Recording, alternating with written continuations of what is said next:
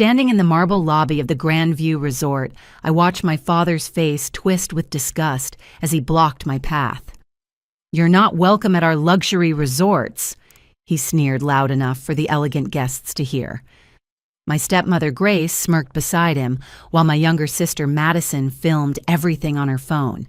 10 years since they'd thrown me out, and nothing had changed. I picked up my phone, smiled calmly, and said, "Security remove the Fairchild family's VIP privileges." Their keycard stopped working instantly. The memory of that satisfying moment would have to wait.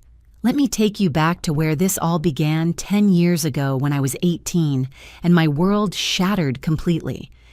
My mother Eleanor had passed away after a long battle with cancer. She'd been the heart of our family's hotel business, the one who'd transformed my grandfather's single roadside inn into a collection of boutique properties. She'd built Fairchild resorts with love, treating every employee like family and every guest like they were visiting her home. In those final months, she'd held my hand and whispered promises. "Everything I've built is for you, Anastasia. The lawyers have it all arranged. When you turn 18, the trust fund will be yours. You'll have everything you need to follow your dreams, maybe even expand the hotels like we talked about." I believed her. Why wouldn't I? She'd never lied to me. The funeral was elegant and understated, just like her. My father Daniel stood at the podium delivering a speech about legacy and family values that would have made my mother proud. He held my hand during the service, tears streaming down his face. For those few hours, I thought maybe we could heal together. 6 months. That's all the time he waited before bringing Grace home. "Anastasia, meet Grace Winters," he announced over dinner at our estate. "We've been seeing each other, and I think it's time you two met." Grace was everything my mother wasn't. Where Mom had been warm and genuine, Grace was calculating and cold, though she hid it well behind perfectly veneered teeth and designer clothes. She air-kissed my cheek and cooed about how she'd heard so much about me. "Your father tells me you're interested in the hotel business," she said, sliding into what had been my mother's chair at the dining table. "How wonderful! I have some experience in hospitality myself." By experience, she meant she'd been a cocktail waitress who'd caught my father's eye at a hotel bar in Vegas. I learned that later from the staff who whispered when they thought I wasn't listening. Within 3 months, they were married. Within 6, Grace was pregnant with Madison. And suddenly, I went from being Daniel Fairchild's beloved daughter to an inconvenience that reminded him of his first wife. But I held on. My 18th birthday was approaching, and with it, my inheritance. Mom had been specific about the amount $12 million plus shares in the hotel company. Enough to start my own life, maybe even my own boutique hotel like we dreamed about during those long hospital conversations. The morning of my birthday, I came downstairs to find Daniel in his study with our family lawyer, Richard Pemberton. They stopped talking when I entered. "Happy birthday, sweetheart," Daniel said, but his smile didn't reach his eyes. "Richard's here to discuss your trust fund." I sat down eagerly, ready to hear about my future. Richard couldn't meet my eyes as he shuffled papers. "Anastasia," he began slowly, "your mother's will designated your father as trustee of your inheritance until he deems you ready." The words hit me like ice water. Ready, but Mom said when I turned 18. "Your mother was very ill toward the end," Daniel interrupted smoothly. "She wasn't thinking clearly. The lawyers advised me that giving such a large sum to a teenager would be irresponsible. But it's my money, Mom left it to me." "And you'll get it," Daniel assured me, "when you've proven you can handle it. Maybe after college, once you've shown some responsibility." Grace appeared in the doorway, baby Madison on her hip. "Oh, the birthday girl is up, Daniel. Shouldn't you tell her about the job opportunity?" My father's expression hardened slightly. "Grace thinks, and I agree, that you should learn the value of hard work. We have an opening in housekeeping at the Grandview Resort. You could start there, work your way up." Housekeeping. I stared at them in disbelief. I'm supposed to inherit part of these hotels, not clean them. "Everyone starts somewhere," Grace said sweetly, "unless you think you're too good for honest work." The trap was perfectly set. If I refused, I'd be called spoiled and entitled further justification for withholding my inheritance. If I accepted, I'd be under their control cleaning rooms in the hotels my mother built. I want to see the will, I demanded. I want to talk to another lawyer. Daniel's face darkened. Are you calling me a liar? Suggesting I'd steal from my own daughter? I'm suggesting you show me the documents Mom signed. The slap came so fast I didn't see it coming. My cheek burned as I stared at my father in shock. He'd never hit me before. You ungrateful little brat, he hissed. After everything I've done for you, your mother spoiled you rotten, filled your head with fantasies. You want the money, earn it. Take the job or get out. Daniel? Grace gasped theatrically. Maybe we should give her time to think. No, he said coldly. I've made my decision. You work for us or you leave with nothing. I stood up, my cheek still stinging. I'll leave then. But this isn't over. That money is mine and you know it. The next hour was a blur of rage and cruelty. Daniel had the staff pack my things while Grace supervised, making sure I only took clothes and personal items. My laptop, phone, credit cards, even my car keys were confiscated. Company property, Daniel explained coldly. You're not an employee, so you're not entitled to them. They threw my suitcases on the front lawn. I stood there in the drizzling rain, watching my father lock the door of my childhood home. Grace waved from the window, Madison crying in her arms. I made it to the bus station with the $40 in my wallet. As I sat on the cold plastic bench, soaked and shivering, I pulled out an envelope that had fallen from one of my books during the chaotic packing. My hands shook as I recognized my mother's handwriting. It must have been tucked inside the book I'd been reading to her during her final days. I opened it carefully, trying not to let the rain smudge the ink. My dearest Anastasia, it read. If you're reading this, something has gone wrong. I need you to know that I've recently discovered some disturbing things about your father's financial dealings. He's been moving money from the hotels, setting up accounts I don't have access to. I've tried to protect your inheritance, but I fear he may find a way around it. I've contacted my old friend Arthur Hartwell about this situation. If you ever need help, find him at Hartwell Properties. He promised me he'd look after you. Be strong, my darling. Your father wasn't always like this, but money has a way of revealing who people really are. Don't let him break your spirit. You have your grandmother's strength and my heart. That's worth more than any inheritance. All my love, Mom. I clutched the letter to my chest, rain mixing with my tears. She'd known. She'd tried to warn me, protect me, but she'd run out of time. The cancer had taken her before she could fix what Daniel had broken. That night, I slept in a 24-hour diner, nursing a single cup of coffee until the morning shift manager took pity on me and offered me a job washing dishes. It wasn't the Grand View Resort, but it was a start. As I tied on my apron and faced the mountain of dirty plates, I made myself a promise. Daniel thought he'd won, thought he'd broken me, but he'd forgotten that I was Eleanor Fairchild's daughter, and my mother had built an empire from nothing. I could do it too, and when I did, I'd take back everything he'd stolen and more. He just didn't know it yet. Life at the bottom was a harsh teacher, but I was a determined student. The diner job barely covered rent for a cramped studio apartment above a Chinese restaurant. The smell of General Tso's chicken became my daily perfume, and I learned to sleep through the clatter of late-night deliveries. For 3 months, I washed dishes until my hands cracked and bled. I saved every penny living on leftover food the cook would slip me at the end of shifts. But I wasn't just surviving, I was watching, learning. I studied how the diner operated, memorized customer patterns, noticed inefficiencies in the workflow. When the day manager quit, suddenly, I seized my chance. I can handle the breakfast rush. I told the owner, a tired man named Carl, who spent more time at the racetrack than his business. Give me 1 week. If I increase your morning revenue, you make me permanent. If not, I go back to dishes. He laughed, but he was desperate. Sure, kid, knock yourself out. I reorganized the entire morning system.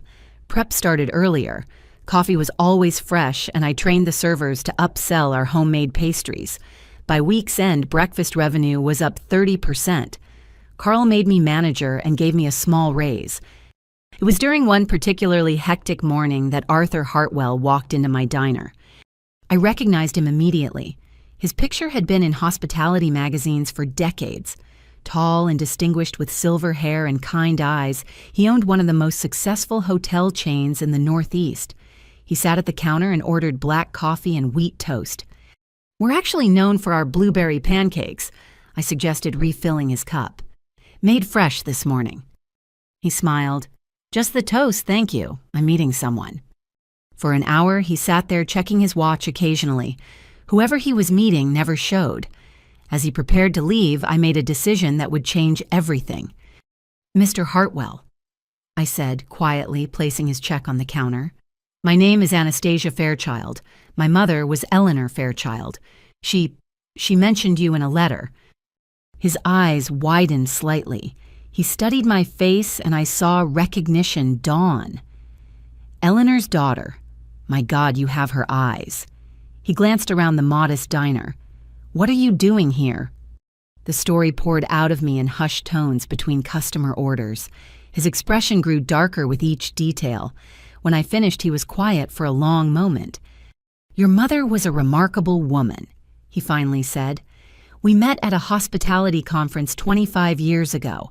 She was the only person who ever beat me in a negotiation, and she did it with such grace I couldn't even be angry." He pulled out his business card. "Come see me tomorrow. Hartwell Properties headquarters, 10th floor. We'll talk properly." I arrived at his office the next day in my only professional outfit, a black suit I'd found at Goodwill. The building was everything the diner wasn't: gleaming marble, fresh flowers, employees who moved with purpose and pride. Arthur's office overlooked the city, its walls lined with awards and photographs of beautiful hotels. He gestured to a leather chair across from his massive desk. "I did some checking last night," he began without preamble. "Your father has been busy. The trust fund your mother established is ironclad, but as trustee, he can delay distribution almost indefinitely. He's also been leveraging Fairchild Resorts assets for personal loans." "Can you help me?" I asked directly. "I can do better than that," Arthur replied. "I'm 73 years old, Anastasia. I built this company from scratch, but I have no children to leave it to. I've been looking for someone with the right combination of hunger and integrity to mentor." He leaned back in his chair. "Your mother vouched for you before she died. She said you had the mind for this business and the heart to do it right. Prove her correct, and I'll teach you everything I know." The catch: I had to start at the very bottom, just like at the diner. But this time, it was in a 5-star hotel. My first day at the Hartwell Grand, I reported to housekeeping at 5 in the morning. The head housekeeper, a no-nonsense woman named Carmen, handed me a uniform and a list of 40 rooms. "Mr. Hartwell says you're special," she said skeptically. "We'll see about that. Your first room is the penthouse. Guest checked out an hour ago. Better hurry, new arrival at noon." I attacked those rooms like my life depended on it. Every surface gleamed, every towel was perfectly aligned, every amenity precisely placed. When Carmen inspected my work, she found nothing to criticize. "Tomorrow you'll do 50 rooms, was all she said, but I caught her small nod of approval. For 6 months I cleaned rooms. I learned every inch of the hotel from the inside out. I understood how long each task really took, which supplies were wasted, which procedures were inefficient. I also listened to guests' mental notes of complaints and compliments alike. Arthur would sometimes appear during my shifts, observing silently. One evening, as I was finishing the ambassador suite, he spoke. "What would you change about this room?" I'd been thinking about this for weeks. "The lighting is too harsh for evening arrivals. Guests are tired. They want warmth, not interrogation. I'd install dimmers and add ambient lighting options. The minibar is poorly stocked for our demographic. We need local options, not just standard brands. And this," I gestured to the desk, "no outlets within reach. Business travelers need accessible charging. It's 21st century hospitality, not 19th. He nodded slowly. "Write it up. Full proposal, cost analysis, implementation timeline. Have it on my desk Monday." I spent the entire weekend on that proposal, researching suppliers, calculating costs, creating mock-ups. When I submitted it, Arthur read every page while I waited. "Good," he said finally. "Now do the same for the entire floor." That became my pattern. Days cleaning rooms, evenings studying hotel operations, weekends creating improvement proposals. Arthur started inviting me to management meetings, introducing me as his special assistant. I kept quiet, absorbed everything, watched how decisions were made. 1 year became 2, then 3. I moved from housekeeping to front desk, from front desk to reservations, from reservations to event planning. Each position taught me something new, revealed another facet of the business my mother had loved. Daniel never looked for me. I kept tabs on Fairchild Resorts through industry publications and discreet inquiries.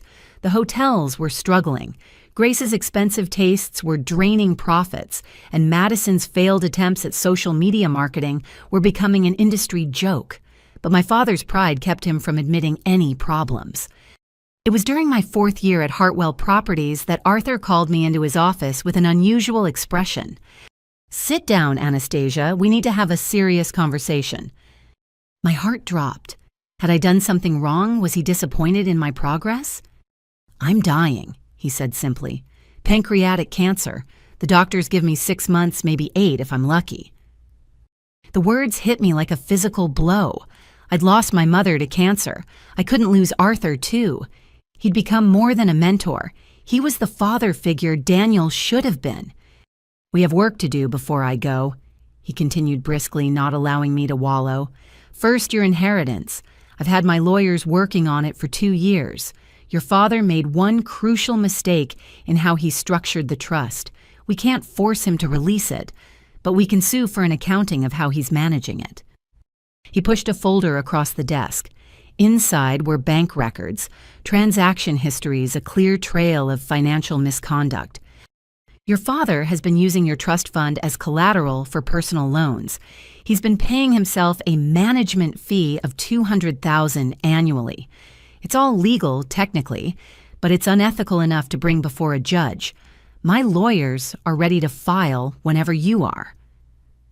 I stared at the evidence of my father's betrayal documented in black and white. "Do it," I said quietly.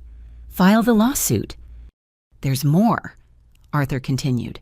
"I've been keeping records of every transaction Daniel made while claiming to manage the family hotels. He's been embezzling Anastasia, skimming from vendor payments, inflating renovation costs, even stealing from employee benefit funds. I have enough evidence to destroy him when you're ready." "Why would you do all this for me?" I asked, overwhelmed by his thoroughness. Arthur smiled sadly. "Your mother saved my life once. Did she ever tell you 25 years ago I was drinking myself to death after my wife died? Eleanor found me passed out in a hotel bar after a conference. Instead of letting me become another industry gossip story, she got me help, stayed with me through the DTs, drove me to AA meetings, called me every day for a year to make sure I was staying sober." He pointed to a photo on his desk I'd seen 100 times him with a beautiful woman at a hotel opening. "That's my second wife, Margaret. I met her at an AA meeting Eleanor dragged me to. We had 15 wonderful years before she passed. I owe those years to your mother." His eyes met mine. "So you see helping you isn't charity. It's a debt I can finally repay." The lawsuit was filed quietly without media attention. Daniel was forced to provide a full accounting of the trust. The judge was not impressed by his management tactics. While we couldn't force immediate release of the funds, the court ordered all loans against the trust to be repaid immediately, and Daniel was removed as trustee. The money would be mine on my 25th birthday, just 2 years away. But I wasn't content to wait. Fairchild Resorts was bleeding money, and I saw opportunity in its weakness. "I want to buy them out," I told Arthur one evening as we reviewed quarterly reports. "When I get my inheritance, I want to acquire Fairchild Resorts." Arthur studied me carefully. "Revenge is expensive, Anastasia." "It's not revenge," I insisted. "Those hotels were my mother's legacy. Daniel is destroying them. Grace treats the staff like servants, not team members. Madison uses the properties as Instagram backdrops while occupancy rates plummet. They're killing everything Mom built. And you think you can save it? I know I can. You taught me how. Arthur was quiet for a long moment. Then he smiled the kind of smile that meant a lesson was coming. Then we'd better make sure you're ready. Consider your real education officially beginning now. What followed were the most intense months of my life. Arthur opened his entire playbook to me: negotiation tactics, financial structuring, hostile takeover strategies. He introduced me to his network of lawyers, bankers, and power brokers. We studied every successful hotel acquisition of the last decade, dissecting what worked and what didn't. Meanwhile, I watched from afar as Fairchild Resorts continued to spiral. Daniel's response to declining revenue was to cut costs, which meant reducing staff and service quality. Grace's solution was to raise prices, driving away loyal customers.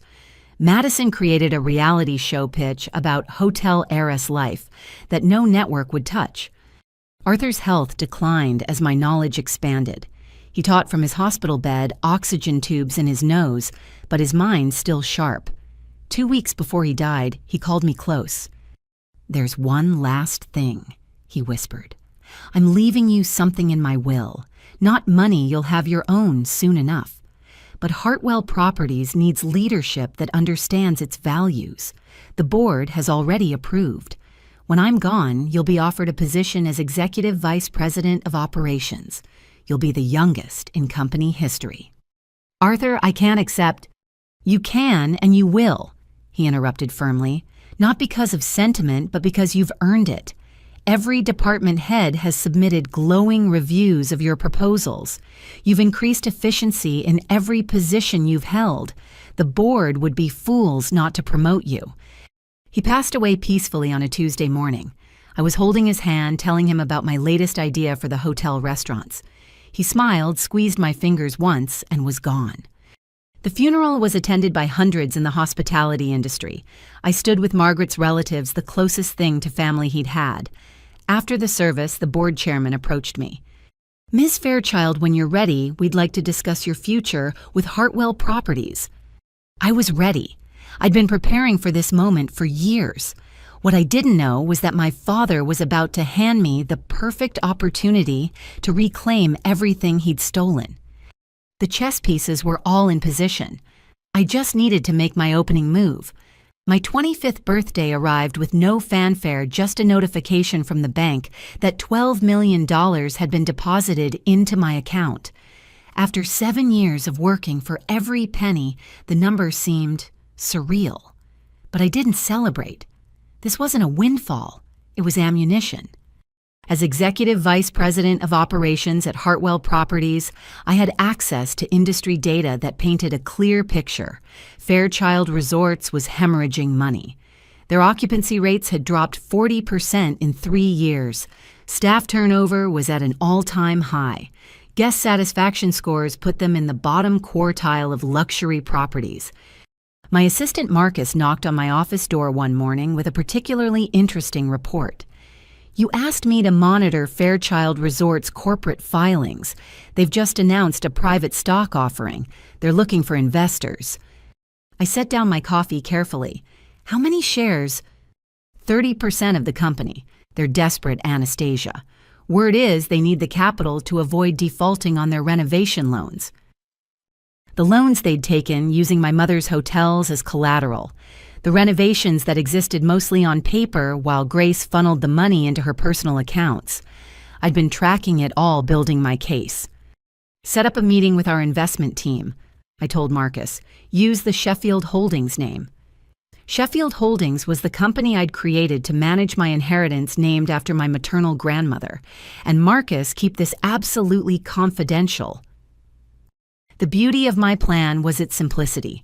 Fairchild Resorts needed money desperately, and they couldn't afford to be choosy about where it came from. Through Sheffield Holdings and a network of shell companies my lawyers had established, I began buying shares. Not all at once that would raise suspicions. Small purchases here and there, always just under the reporting thresholds.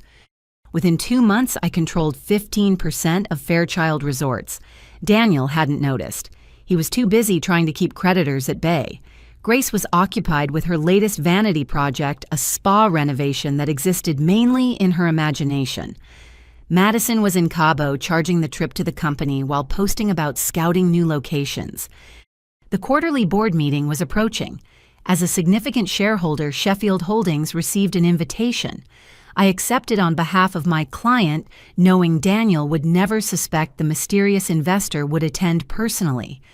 The night before the meeting, I stood in my apartment choosing my outfit carefully. Not the scared 18-year-old he'd thrown out, but the executive I'd become. A charcoal suit that cost more than I used to make in 6 months at the diner. The watch Arthur had left me in his will. My mother's pearl necklace, the one thing of value I'd managed to keep. "You sure about this?" Marcus asked when I told him my plan.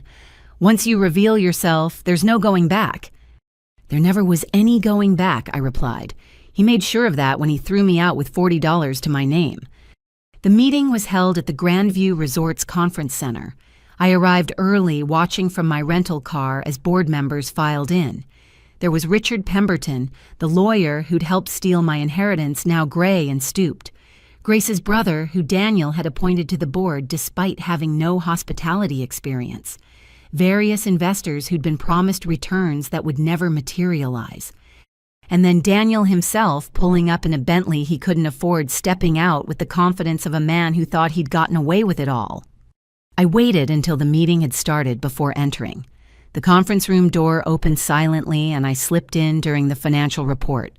Several board members glanced up absently, then did double takes as recognition dawned. Daniel was mid-sentence explaining away another quarter of losses when he saw me. His face went through a series of expressions: confusion, recognition, anger, and finally fear. "What are you doing here?" he demanded, standing so abruptly his chair toppled backward. I walked calmly to the table, Marcus behind me, with our documentation. "Good morning, Father, board members. I'm here representing Sheffield Holdings, your newest major shareholder." "Security!" Daniel barked. "Remove this woman immediately." The security guard stepped forward, then hesitated when I held up my shareholder documents. "I own 15% of this company. I have every right to be here." Richard Pemberton was thumbing through his papers frantically. "This is impossible. Sheffield Holdings. We verified. How did I what, Richard?" I asked pleasantly. "How did I recover from being thrown out of my home with nothing? How did I build a career while you were helping my father steal my inheritance? Or how did I manage to buy a significant stake in the company my mother built?" I smiled. Hard work and careful planning. Mother would be proud. Grace chose that moment to make her entrance fashionably late as always. She froze in the doorway, her designer heels clicking to a stop. "You?" she breathed, her perfectly made-up face contorting. "Hello, Grace. Still charging your shopping sprees to the company." "Oh, I know about those. The $40,000 weekend in Paris marked as a business development trip. The $100,000 jewelry purchase categorized as client gifts. It's all in the forensic accounting report I commissioned." I opened my briefcase and began distributing copies of a bound report to each board member. Daniel tried to grab them, but there were too many. "This is a comprehensive analysis of Fairchild Resorts' financial status," I announced. "You'll find documentation of systematic embezzlement, fraudulent loan applications, and misuse of corporate funds. Page 47 is particularly interesting. It details how renovation funds were diverted to personal accounts." Board members were flipping through pages, their expressions growing more alarmed with each revelation. Grace's brother pushed his copy away. "Daniel, what is this?" "Lies," Daniel snarled. "She's trying to destroy me out of spite. She's always been unstable ever since her mother died. We tried to help her give her a job, but she refused to work for her inheritance, like any responsible—" "I have the receipts," I interrupted calmly.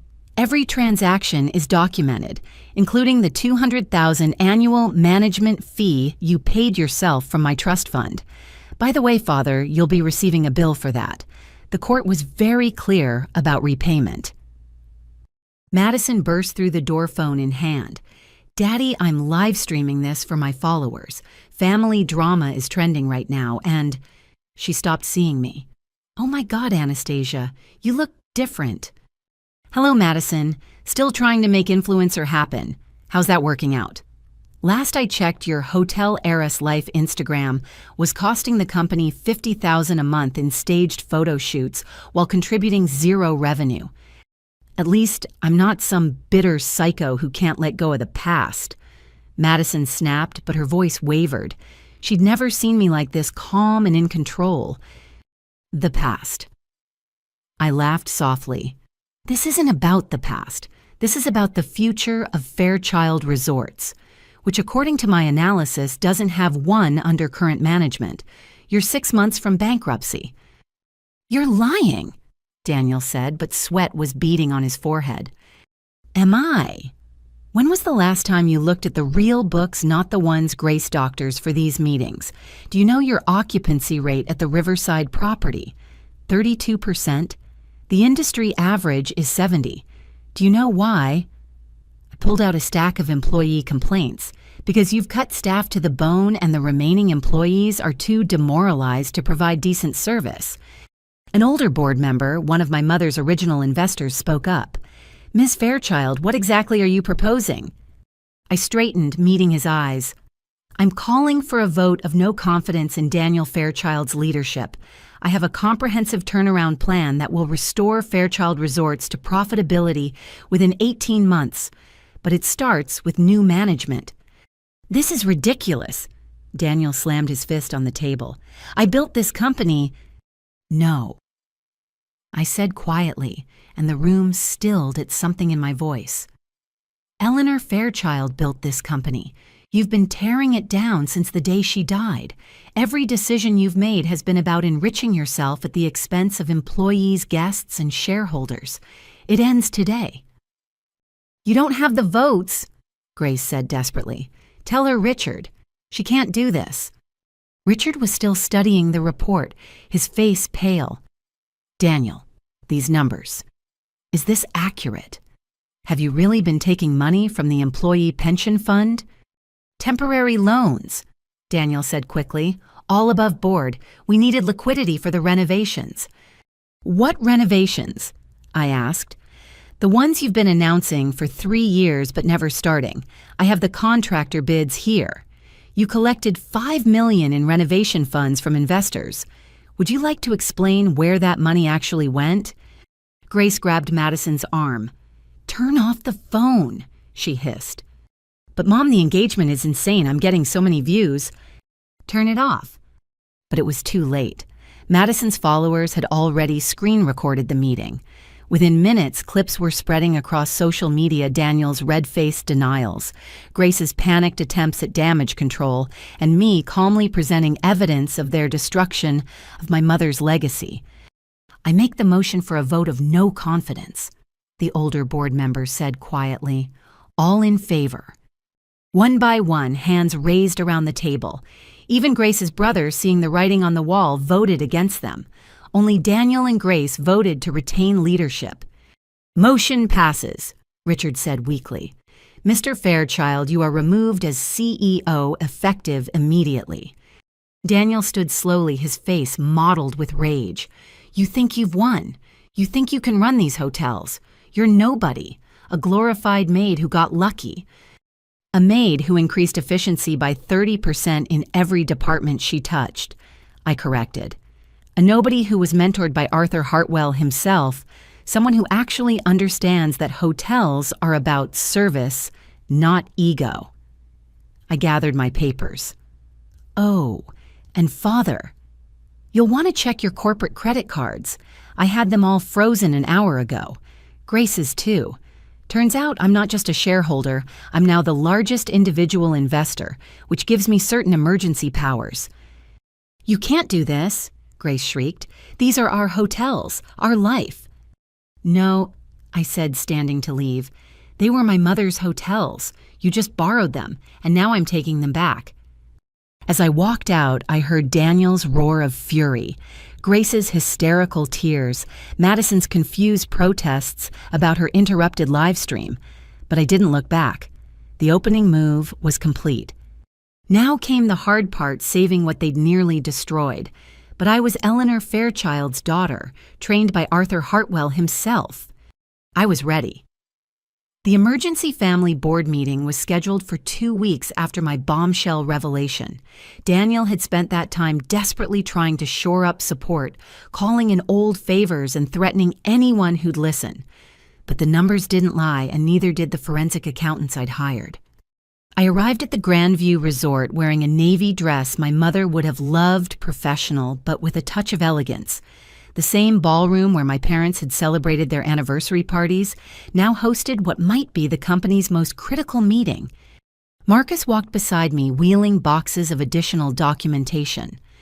"They've been here since dawn," he murmured.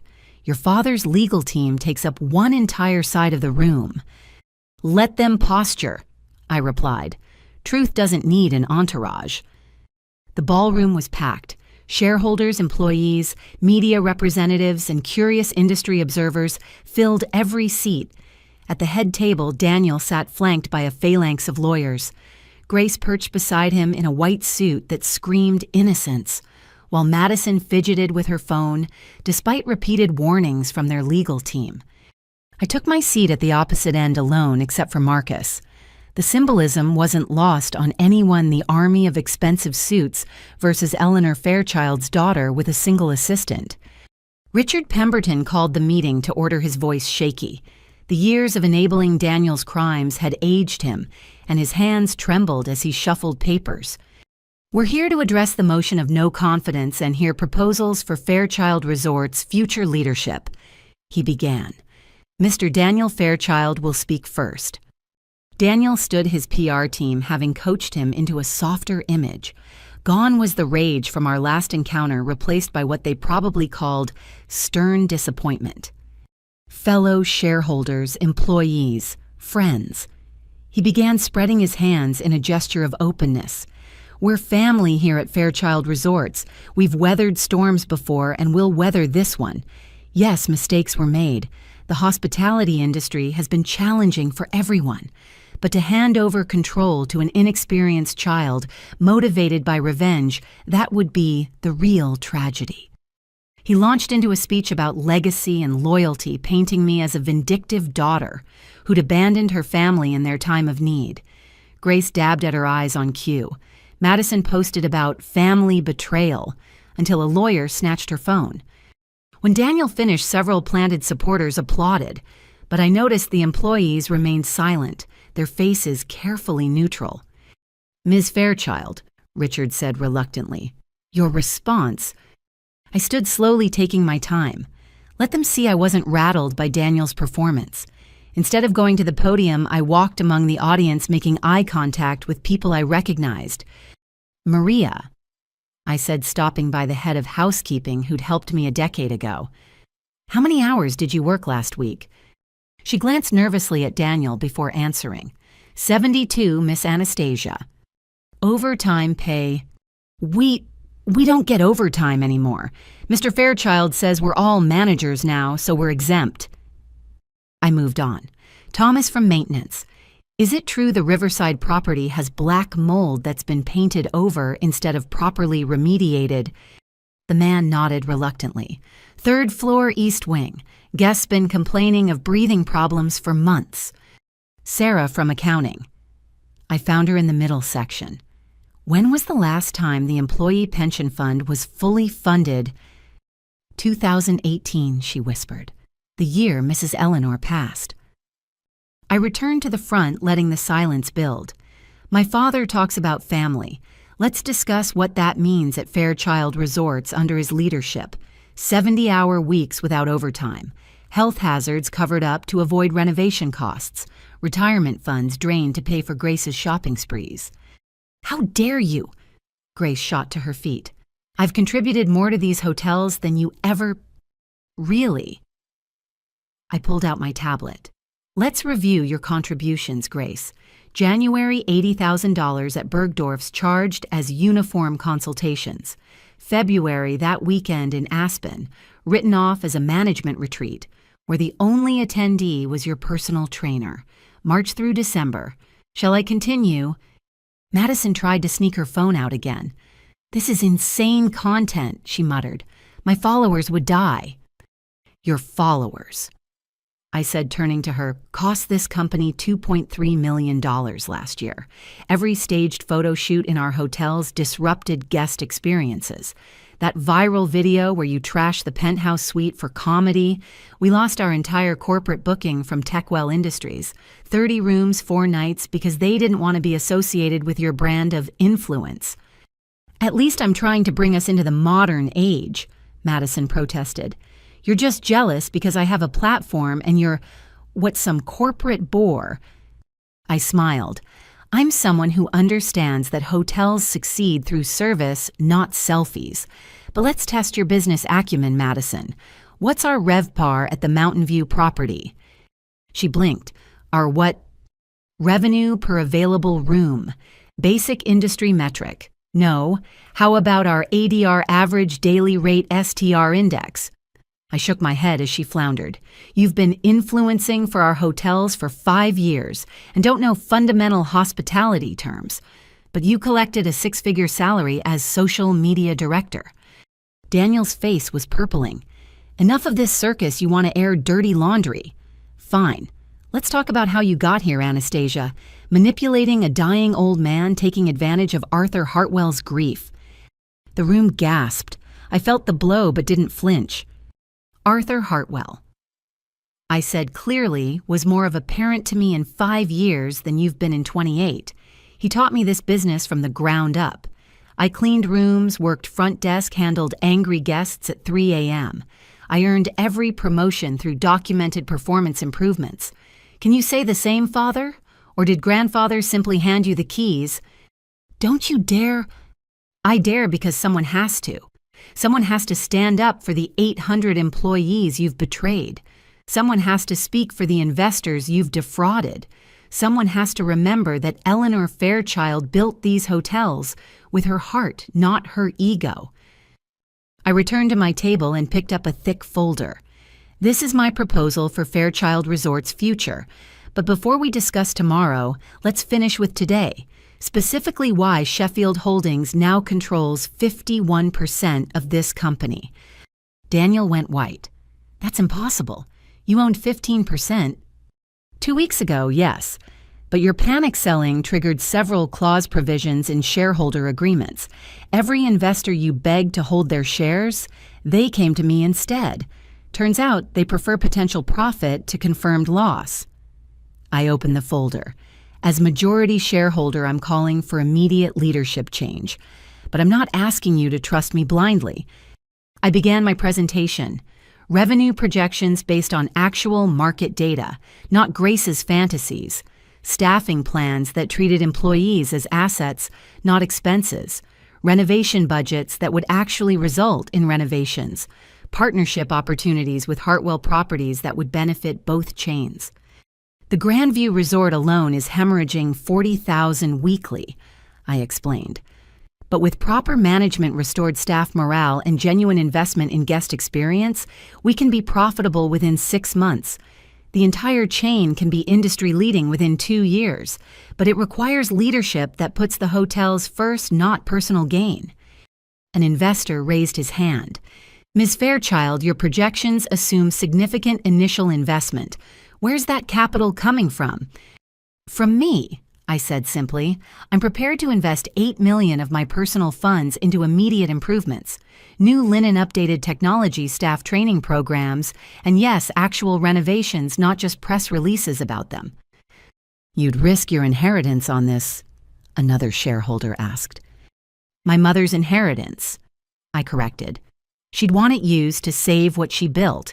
Besides, it's not a risk when you know what you're doing.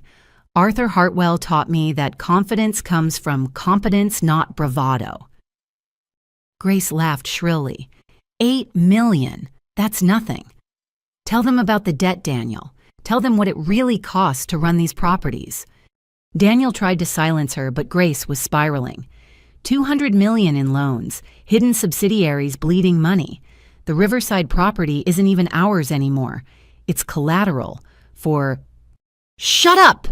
Daniel roared, his mask finally slipping completely. The room erupted. Shareholders demanded explanations. Employees looked stricken. Madison had somehow gotten her phone back and was live streaming again, narrating the chaos like reality TV. I remained calm in the storm's eye, waiting. When the shouting finally died down, I spoke. $200 million in debt explains the desperation.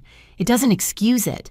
Every dollar stolen from employees, every corner cut on safety, every lie told to investors, it all leads here, to this moment, where you have a choice. I stood addressing the room with my mother's dignity and Arthur's authority. Continue with leadership that brought you to bankruptcy's edge, or choose change. Choose someone who's lived this business from the ground up, who's cleaned the rooms, handled the complaints, balanced the books, and still believes in what hotels can be, places where hospitality isn't just a word, but a promise. You self-righteous little... Daniel started toward me, but his lawyers held him back.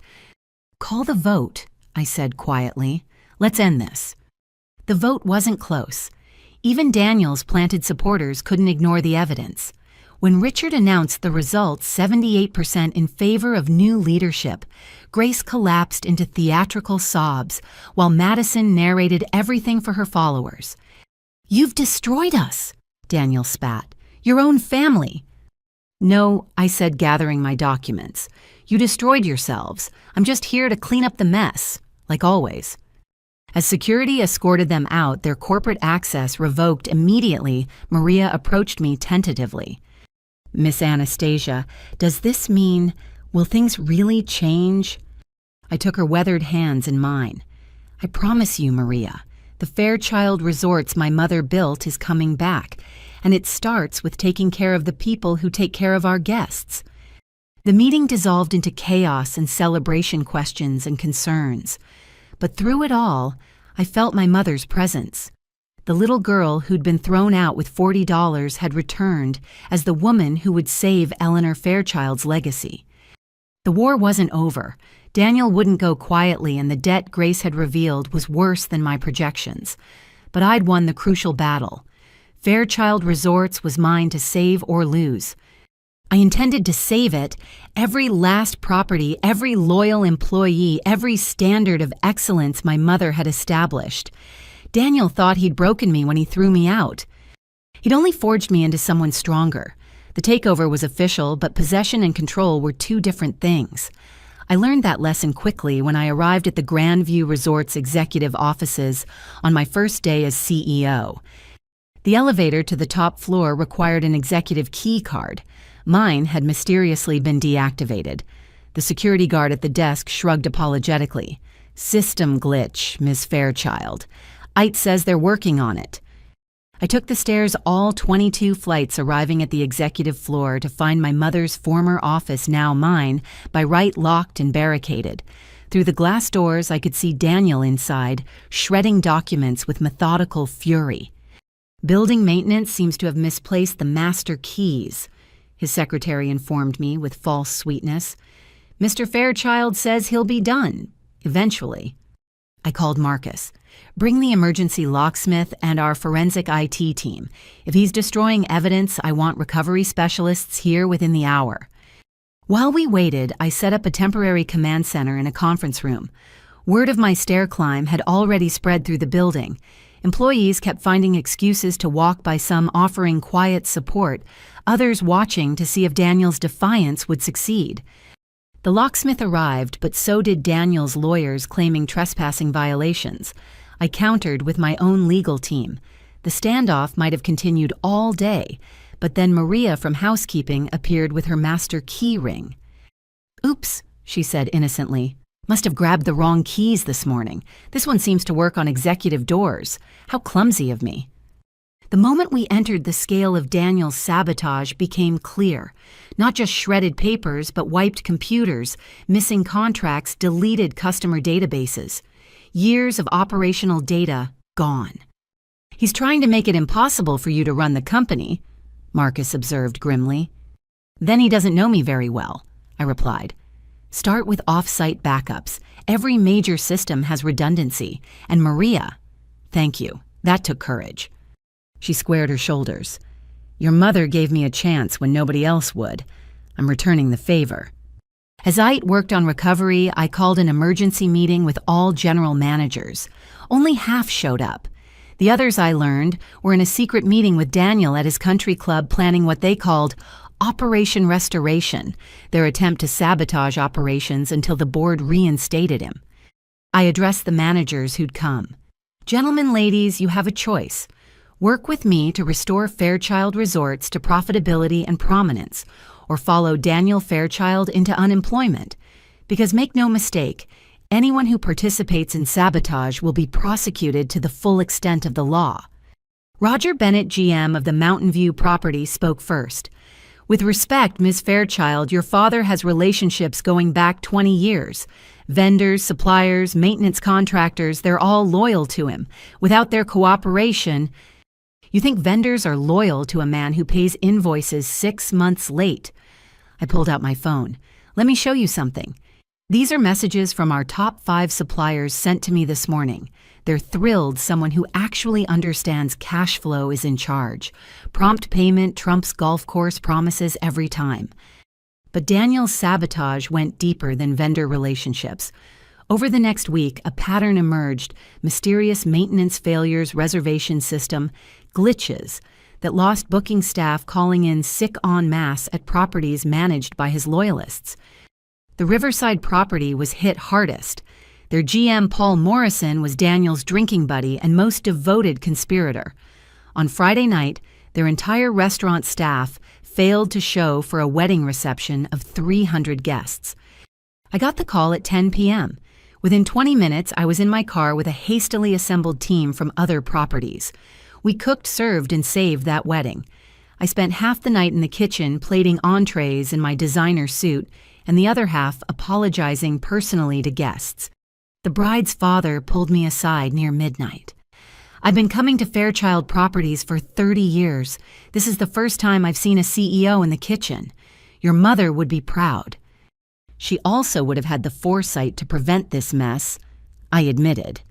Maybe, but she definitely would have handled it just like you did. Eleanor never let ego get in the way of service. By morning, the story had spread, not just among employees, but to guests, vendors, and social media. Madison, in a spectacular miscalculation, posted videos mocking me for playing waitress, not realizing she was actually highlighting the difference between our leadership styles. Grace's sabotage was subtler but equally damaging. She'd cultivated relationships with wealthy guests over the years, positioning herself as the gracious hostess of Fairchild Resorts. Now she was calling them personally, warning them about dangerous changes and declining standards under new management. I discovered her campaign when Mrs. Wellington, a longtime guest whose family had been coming to our properties for generations, called me directly. Your stepmother says you're planning to turn the Grandview into some sort of hostel for backpackers, she said archly, that you have no respect for tradition or our privacy needs. Mrs. Wellington, have you ever known me to lie to you, even when I was 7 and accidentally broke your Ming vase in the lobby? She chuckled despite herself. You insisted on paying for it from your allowance. Took you 3 years of birthday money. I'm still that same person. What I'm planning isn't destruction of tradition, but restoration of standards. Would you give me a chance to show you, come for your usual stay next month? If you're not satisfied, I'll refund everything and personally find you accommodation at our competitor. Well, Grace was quite insistent. Grace has also been charging personal purchases to your corporate account for 5 years. I have the receipts. Shall I send them to your accounting department, or would you prefer to handle it quietly? There was a long pause. I'll see you next month, dear, and perhaps it's time we reviewed all our corporate charges. One by one, I countered their moves. When Paul Morrison tried to claim equipment failures at Riverside, I brought in independent inspectors who found evidence of intentional damage. When Daniel's loyalists spread rumors about mass layoffs, I held town halls at every property laying out clear plans that actually increased staffing in key areas. The breakthrough came from an unexpected source: Madison's live streaming addiction. She'd been documenting everything for her followers, thinking she was creating content about corporate drama. What she actually captured was Daniel instructing managers to delete reservation data, Grace bribing a health inspector to find violations, and most damningly, both of them discussing how to frame me for embezzlement. "The money's already missing," Daniel said clearly on camera. "We just need to make it look like she took it." Madison had posted it all before their lawyers could stop her. Within hours, it had been screen-recorded, shared, and reached not just social media, but law enforcement. Detective Patricia Morse from the Financial Crimes Unit arrived at my office the next morning. "Ms. Fairchild, we've been monitoring Fairchild Resort's financial irregularities for some time. This video evidence combined with what you've already provided gives us enough for criminal conspiracy charges." "I don't want to destroy them," I said carefully. "Just stop them from destroying everything my mother built." "Sometimes those are the same thing," Detective Morse replied. "Your father has been stealing from this company for years. Your stepmother has been his eager accomplice. Your sister, well, she's more witness than perpetrator. But this sabotage campaign, that's fresh criminal activity. They're not just fighting corporate battles anymore. They're breaking federal laws." I made one last attempt at resolution, calling Daniel directly. He answered on the 10th ring.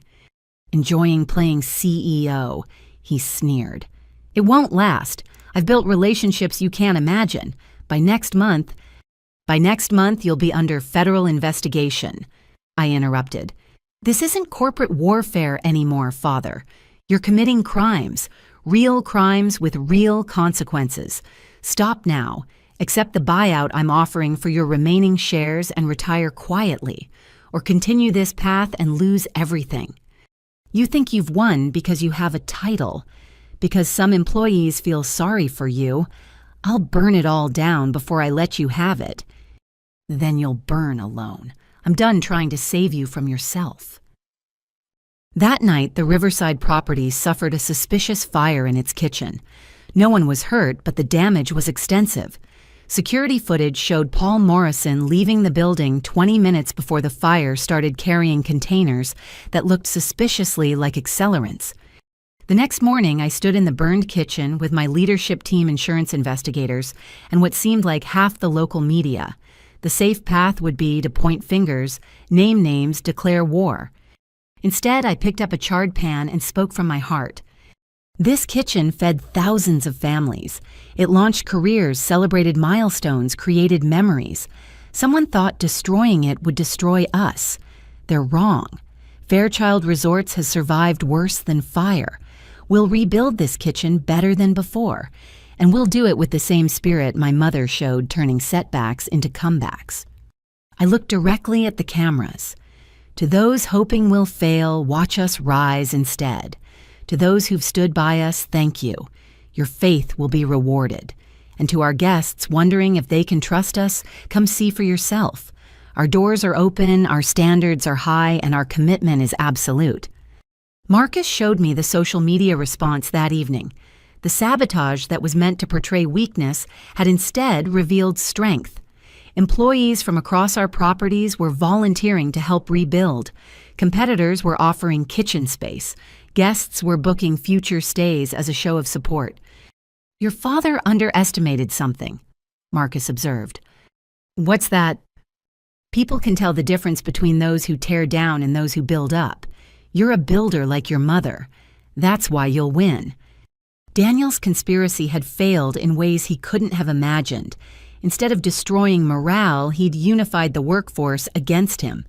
Instead of driving away guests, he'd created a groundswell of support. Most importantly, he'd provided enough evidence of criminal conduct to ensure he'd never threaten the company again. The war wasn't over, but the tide had turned. Every act of sabotage had become evidence. Every attempt to destroy had strengthened my position. But the real victory was smaller and larger than corporate control. It was Maria having the courage to provide her key. It was employees choosing to rebuild rather than retreat. It was proving that Eleanor Fairchild's values weren't just memory, but living principles that could survive any attack. Daniel thought he was fighting for hotels. He didn't understand we were fighting for something bigger, the soul of what my mother had built, and that was something no amount of sabotage could destroy. The weeks following the sabotage attempts were a revelation in themselves.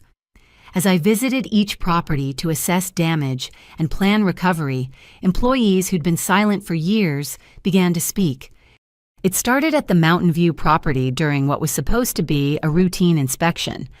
I was reviewing maintenance logs when Elaine from Human Resources knocked on the temporary office door. "Ms. Fairchild, there's something you need to know about the pension funds." I set down the reports. Elaine had worked for Fairchild Resorts for 15 years, hired originally by my mother. Her hands shook as she placed a thick folder on my desk. "I've been keeping records," she said quietly. "Mr. Fairchild, your father told me to stop sending pension contributions 3 years ago, said it was temporary for cash flow, but they never resumed." 3 years. I opened the folder, scanning documents that showed systematic diversion of employee retirement funds. That's millions of dollars. $4.7 million to be exact. He made me falsify the reports to make it look like contributions were being made. I should have refused, but he threatened my job and I have 2 kids in college. "You're not losing your job, Elaine. You're helping me save 800 others. Is there more?" There was. Over the next hour, she detailed a pattern of financial abuse that went beyond what I'd discovered. Employees forced to work unpaid overtime, tips skimmed from restaurant staff, bonuses promised but never paid with the funds redirected to Grace's personal accounts. "We thought about going to the labor board," Elaine admitted, "but your father had connections everywhere. He'd have destroyed us." "Not anymore," I assured her. "Document everything. We're going to make this right." At the Grandview, housekeeping supervisor Carmen Martinez was waiting in my mother's, now my office, when I arrived. She'd brought 2 younger employees with her. "Tell her," Carmen urged them. "She needs to know." The women exchanged nervous glances before one spoke. "Mr. Fairchild, he had a system. If we complained about anything safety issues, missing wages, broken equipment, he'd cut our hours until we couldn't pay rent. Then he'd offer us private loans from his personal fund. With 20% interest," the other added. "Half the housekeeping staff owes him money. He owns us." I felt sick. How long has this been going on? 5 years, maybe more. He targets single mothers mostly, people who can't afford to quit. Carmen pulled out a notebook. "I've been tracking it. 32 employees currently in debt to him. Total of about $200,000 in predatory loans. That evening, I met with Marcus in my hotel room, surrounded by evidence of systematic abuse. It's worse than embezzlement, I told him. He turned Fairchild Resorts into his personal fiefdom. Mom would be devastated. What do you want to do? First, we forgive every employee debt immediately. Company funds will cover it. Call it a employee relations overhead. Second, we backpay every hour of overtime, every skim tip, every stolen bonus, with interest. That'll be expensive, Marcus warned. Not as expensive as losing our soul, I countered. What good is saving the company if we don't save the people who make it work? The revelations continued at each property. At Riverside, I discovered Daniel had been covering up sexual harassment complaints against Paul Morrison. At Lakeside, maintenance staff showed me how they'd been forced to use substandard materials for repairs, while Daniel pocketed the difference. At Valley Gardens, the chef revealed Grace had been selling their food inventory to her friends' restaurants and pocketing the cash. But the most damaging revelation came from Tom Bradley, former head of security at Grandview. He'd retired early, but when he heard about the leadership change, he drove 3 hours to see me. I've been carrying this guilt for 7 years, he said, placing a flash drive on my desk. The night your mother died, there's something you need to know. My hand froze, reaching for the drive. What about that night? She called me to her room at 2 a.m., said she needed to update her will immediately, that she'd discovered something about your father. I helped her contact a lawyer, witness the new documents. She was going to file for divorce Ms. Fairchild. She'd found evidence that your father was already moving assets, preparing to cut you out completely. The will, where is it? She gave me a copy to put in the hotel safe, but the next morning after she passed, your father had me retrieve it. Said it was too painful to look at. I should have known better. By the time I realized what he'd done, the lawyer had disappeared, and the original will was nowhere to be found. You kept a copy. My voice was barely a whisper. Digital scan on that drive. I knew someday you'd come back. Your mother, she wanted you to have everything. The hotels, the money, all of it. She knew what your father was becoming. I plugged in the drive with trembling fingers. There it was, my mother's real will dated just hours before her death. Clear instructions that I was to inherit everything immediately with specific provisions preventing Daniel from acting as trustee. She'd known. She'd tried to protect me. There's more, Tom said heavily. The security footage from that night. Your father visiting her room at 4 a.m. 2 hours before she died. He was carrying papers. When he left, he had her medical alert bracelet, the one she was supposed to press if she needed help. The implication hit me like a physical blow. You're saying... I'm not saying anything that can't be proved, but your mother was stable that night. The doctors said she had weeks, maybe months. Then suddenly... He shrugged helplessly. I've lived with this knowledge for 7 years. Maybe it's nothing. Maybe the cancer just took her faster than expected. But you deserve to know. That night, I couldn't sleep. The employees' revelations painted a picture of systematic cruelty, but Tom's information suggested something far darker. I called Detective Morse. I need to discuss some new information about my mother's death and my father's actions that night. We can meet tomorrow. Miss Fairchild, are you suggesting what I think you're suggesting? I'm suggesting you look at everything. The timeline, the will, changes the security footage. Let the evidence speak for itself. The next morning, I called an all-hands meeting across every property using video conferencing to reach all 800 employees simultaneously. I've spent the last week listening to your stories, I began. Stories of wages, stolen dignity, destroyed dreams, deferred. What was done to you under my father's leadership was wrong. Beyond wrong, it was criminal.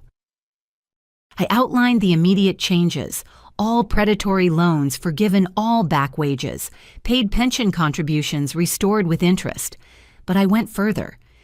Effective, immediately, we're implementing an employee profit-sharing program. You're not just workers, you're partners in our success. We're also establishing an anonymous whistleblower hotline managed by an independent third party. Never again will you suffer in silence. The reaction was immediate. Some cried, others cheered. Many simply looked stunned as if they couldn't believe their nightmare was ending. Maria stood up in the Grandview conference room. Ms. Anastasia, we need to tell you something too. All these years we've been keeping records, not just of what was done to us, but of everything we saw. We have recordings, documents, photos. We knew someday someone would care enough to listen. One by one, employees came forward with evidence they'd hidden. Restaurant servers with recordings of Daniel and Grace discussing money laundering. Maintenance workers with photos of safety violations they'd been ordered to ignore. Accountants with copies of doctored books. Why didn't you report this before? I asked, overwhelmed by the scale of documentation. Carmen answered for all of them. Because we were waiting for you. Your mother told us before she died. Take care of each other until Anastasia comes back. She'll make it right. We believed her. That afternoon, Detective Morse arrived with a team of federal investigators. I handed over everything: Tom's flash drive, the employees' evidence, the documented patterns of abuse. This is enough to put your father away for decades, she said quietly. But I need to ask, are you prepared for what comes next? Criminal trials, media coverage, family destruction. I thought of my mother dying while trying to protect me, of Maria and Carmen and Elaine and hundreds of others who'd suffered in silence, of Tom carrying his guilt for 7 years. My family was destroyed the night my mother died, I said firmly. Everything since has been collecting evidence. So yes, detective, I'm prepared. They stole more than money. They stole Hope Dignity Futures. It's time they paid for all of it. That evening, I walked through the Grandview lobby where this had all started. Employees nodded as I passed some, reaching out to touch my arm or whisper thank you. The fear that had permeated these halls for years was lifting, replaced by something I hadn't felt since childhood hope. Marcus found me on the terrace where my parents had once hosted glamorous parties. The wire transfers are complete. Every employee debt forgiven, all back wages paid. Total cost $8.3 million. Worth every penny, I said, watching the sun set over the gardens my mother had designed. She built this company on respect for people. We're just restoring her vision. And your father will face justice for everything he's done and possibly for things we're only beginning to understand. The revelations had transformed scattered victims into an army of witnesses, 800 employees with 800 reasons to see justice done. Daniel had thought fear would keep them silent forever. He'd underestimated the power of hope when someone finally offered it, and he'd certainly underestimated Eleanor Fairchild's daughter. The staff had kept faith for 7 years, waiting for me to return. Now it was my turn to keep faith with them. Justice was coming, and it would be thorough. Daniel's response to the employee revelations was swift and vicious. Within 48 hours of my all-hands meeting, I was served with multiple lawsuits. Defamation, breach of fiduciary duty, corporate espionage. His legal team threw everything possible at me, hoping something would stick. I was reviewing the lawsuit paperwork in my office when Marcus burst in. "We have a problem. Judge Harrison just issued an injunction freezing all Fairchild Resorts assets pending resolution of your father's claims." Judge Harrison. I pulled up his profile. Golf buddy of Daniel's for 15 years, of course. I speed-dialed our lead attorney, Jennifer Walsh. "We need an emergency appeal. Daniel's using his connections to strangle the company." Jennifer had worked with Arthur Hartwell for years and came highly recommended. Already on it. "But Anastasia, this injunction could cripple operations. We can't pay vendors, process payroll, or access working capital." Then we get creative. I called an emergency leadership meeting. "As of this moment, my personal funds are backing all operational expenses. I'll cover payroll, vendor payments, everything until we can overturn this injunction." "That's millions of dollars," my CFO protested. "Your inheritance was meant for this. Every dollar my mother left me was built from these hotels. I won't let employees suffer because Daniel has a judge in his pocket." Meanwhile, Daniel's media campaign was in full swing. He hired a PR firm specializing in crisis management, though in this case they were creating the crisis, not managing it. Stories began appearing in trade publications, questioning my mental stability, my qualifications, my motives. "Estranged daughter's hostile takeover, threatens historic hotel chain," read one headline. The article, clearly fed by Daniel's team, painted me as a vindictive child destroying a family legacy out of spite. Grace made the rounds on morning talk shows, dabbing at her eyes while describing how I'd torn apart a loving family. She wore my mother's jewelry during the interviews, pieces she'd claimed were lost when I'd asked about them years ago. But their biggest weapon was Madison. They'd coached her to appear sympathetic, the innocent younger sister caught in a corporate crossfire. Her social media shifted from party videos to heartfelt posts about family betrayal and sibling rivalry gone too far. "Anastasia always resented me," Madison told her followers in a viral video. "I was born after her mom died and she blamed us for existing. Now she's trying to destroy our livelihood out of jealousy." The narrative was taking hold. Booking cancellations increased. Some corporate clients expressed concerns about leadership stability. 3 hotel managers Daniel had been cultivating submitted resignations, claiming they couldn't work under vindictive leadership. Jennifer called with worse news. "Your father's lawyers just filed criminal complaints. They're alleging you hacked company systems to steal financial data before the takeover." "That's absurd. I accessed systems I had legal right to review as a shareholder." They're claiming the Sheffield Holdings purchases were fraudulent, that you used insider information obtained illegally. They've got a federal prosecutor interested." I laughed bitterly. The same prosecutor who vacations at Daniel's golf resort every summer. Different one, Patricia Nielsen. She's clean but ambitious. Taking down a corporate executive would make her career. Then we give her a bigger target. I pulled out the evidence binders we'd compiled, set up a meeting. If she wants corporate crime, I'll show her corporate crime, just not the kind Daniel's claiming. The meeting with Prosecutor Nielsen was scheduled for the following Monday. I spent the weekend preparing, but Sunday evening brought an unexpected visitor to my hotel room. Madison stood in the hallway looking smaller and younger without her usual designer armor. "Can we talk privately? I ditched Dad's security guy." Every instinct screamed trap, but something in her expression made me step aside. She entered nervously, checking the windows as if expecting Daniel to materialize. "I know you're recording this," I said calmly. "Whatever setup Daniel planned, I'm not." She pulled out her phone, powered it off completely, even removed the battery. "I need to tell you something, and I need you to believe me. Dad's planning something big for tomorrow, something about the prosecutor meeting." I studied her carefully. "Why would you warn me?" "Because..." She sank into a chair, suddenly looking exhausted. "Because I know what he did to you was wrong. I've always known. But I was 12 when you left, and he made sure I understood what happened to daughters who didn't play along. So why risk it now?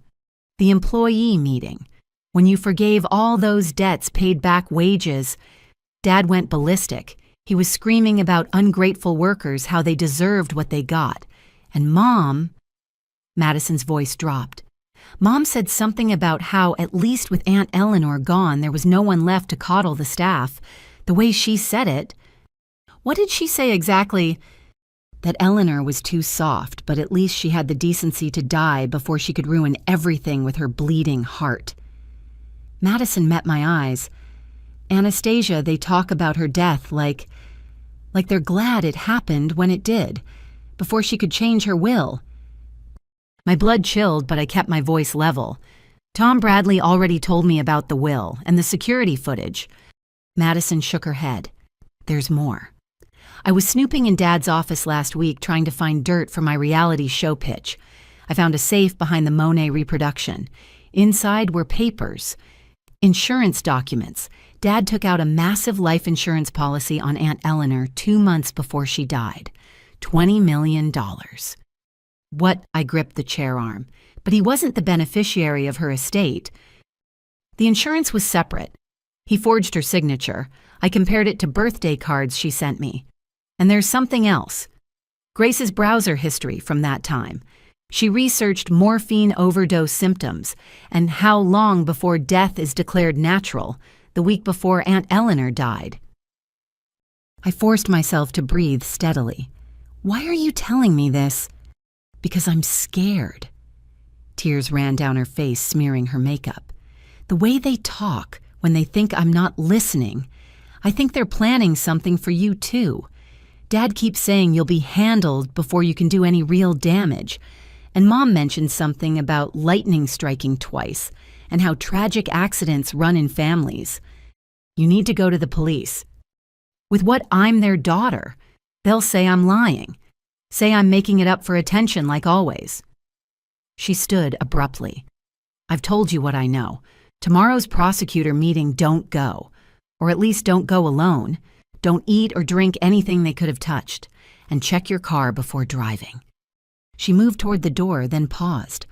"I'm sorry. For everything. For not being brave enough to stand up to them.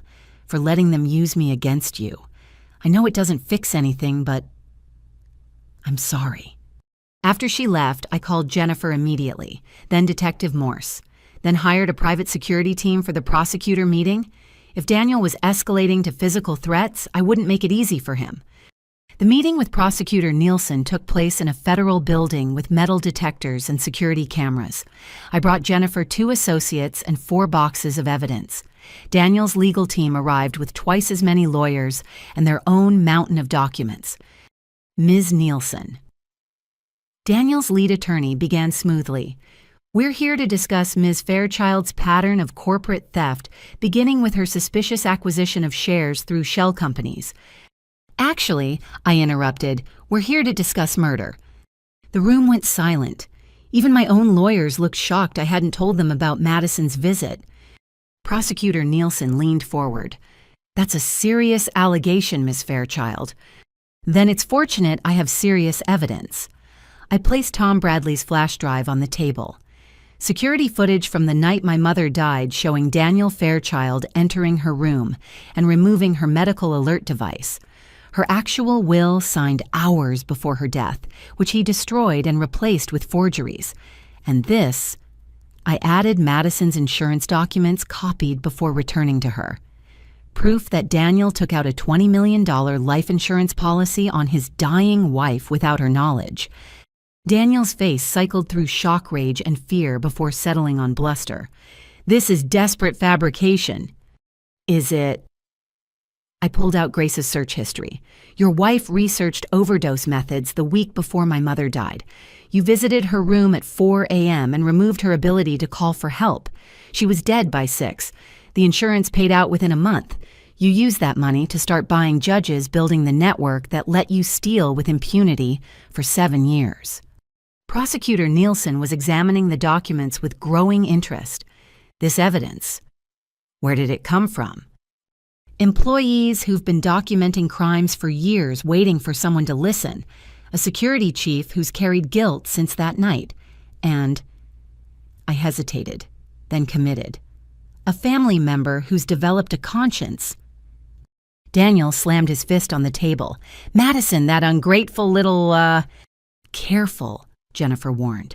Threatening a witness in front of a federal prosecutor is inadvisable. Mr. Fairchild, Prosecutor Nielsen said coldly, I think we need to redirect this investigation. Ms. Fairchild will need all your evidence and a list of witnesses. There are 800 witnesses to financial crimes, I said, and at least a dozen with direct knowledge of the conspiracy around my mother's death. They're all ready to testify. The meeting devolved into chaos. Daniel's lawyers demanded immunity deals. Prosecutor Nielsen called for additional investigators. Through it all, I sat quietly watching the man who'd stolen everything squirm as justice closed in. As we left the federal building, Jennifer whistled softly. You just dropped a nuclear bomb on your father. No, I corrected. I just stopped covering for his crimes. There's a difference. That evening, news broke that Daniel Fairchild was under federal investigation for financial crimes and potential murder. His carefully constructed narrative crumbled. The PR firm dropped him. His golf club memberships were suspended. Friends who'd supported him suddenly remembered urgent business elsewhere. Grace tried to flee to the Cayman Islands but was stopped at the airport. Madison, in a spectacular display of self-preservation, held a press conference announcing she was entering therapy to deal with family trauma and would be cooperating fully with investigators. You planned this, Marcus said as we watched the news coverage. You knew Madison would crack. You knew the prosecutor meeting would force Daniel's hand. I learned from the best, I admitted. Arthur always said the key to negotiation was making your opponent reveal their weakness. Daniel's weakness was believing his money made him untouchable. Grace's was her greed leaving digital footprints. Madison's was her desperate need for attention and approval. And yours? I thought about it. Probably my determination to save everything my mother built. But unlike them, I'm not ashamed of that weakness. It's what makes me strong. The legal counterattack had backfired spectacularly. Instead of destroying me, Daniel had exposed himself.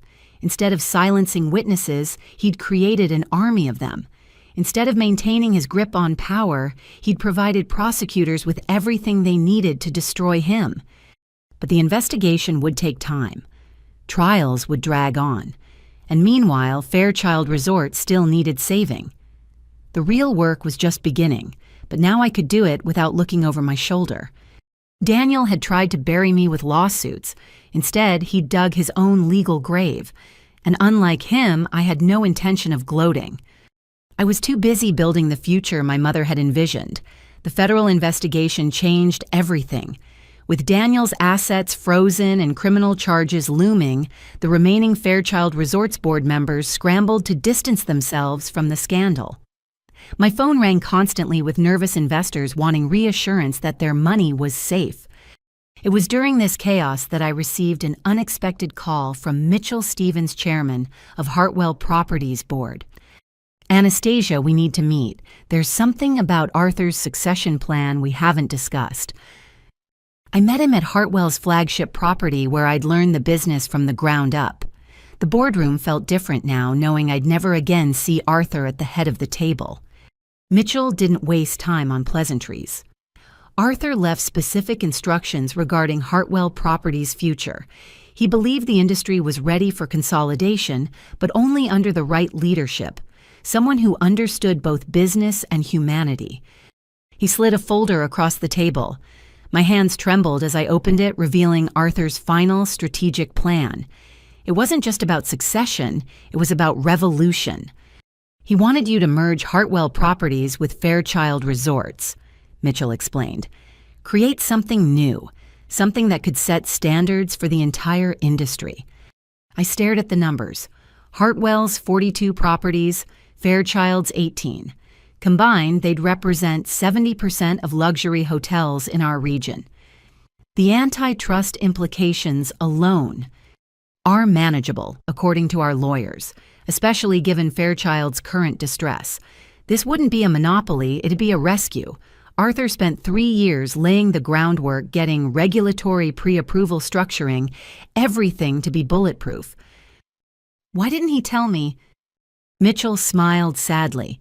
He wanted you to save Fairchild first, prove you could resurrect what was broken before he handed you an empire. Classic Arthur, everything was a lesson. I spent the next week reviewing Arthur's plan. He'd thought of everything: financing structures that protected employees, brand integration, that preserved each chain's identity expansion possibilities, that could take us national. It was brilliant, comprehensive, and exactly what my mother would have dreamed of. But it required board approval from both companies. Hartwell's board, handpicked by Arthur, was supportive. Fairchild's board, in chaos from the scandal, would be harder to convince. I decided to make my announcement at the hospitality industry's annual conference. Every major player would be there, including the wavering Fairchild board members. If I was going to swing for the fences, I'd do it publicly. The conference hall was packed. Industry journalists, competitors, and hundreds of employees from both chains filled every seat. I took the stage wearing my mother's lucky pearls and Arthur's watch, carrying both legacies with me. 7 years ago, Fairchild Resorts threw out an 18-year-old girl with $40 and a suitcase. They thought they were discarding someone worthless. Instead, they freed me to learn from the best Arthur Hartwell, who taught me that hotels aren't about buildings, but about people. Today I'm announcing the next chapter for both companies. The presentation screens lit up with the merger plans. Gasps rippled through the audience as the scope became clear. This wasn't just combining two companies, it was reimagining what hospitality could be. Effective immediately, I'm stepping down as CEO of Fairchild Resorts. I continued letting the shock settle, because I've accepted the board's offer to become CEO of Hartwell Properties, and my first act is to propose a full merger creating Hartwell Fairchild Hospitality Group. The room exploded with questions, but I raised my hand for silence. This isn't about corporate maneuvering, it's about values. Every employee will retain their job with improved benefits. Every property will be renovated to exceed industry standards. Every guest will experience what hospitality meant to Eleanor Fairchild and Arthur Hartwell: genuine care, impeccable service, and the belief that luxury isn't about price, but about how people are treated. Richard Pemberton stood up from the Fairchild board section. This is highly irregular. The board hasn't done much of anything except enable Daniel's crimes, I interrupted. But that changes today. I'm calling for an emergency vote.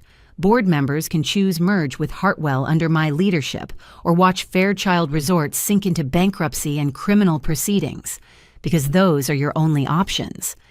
I left the stage to thunderous applause from employees and stunned silence from executives.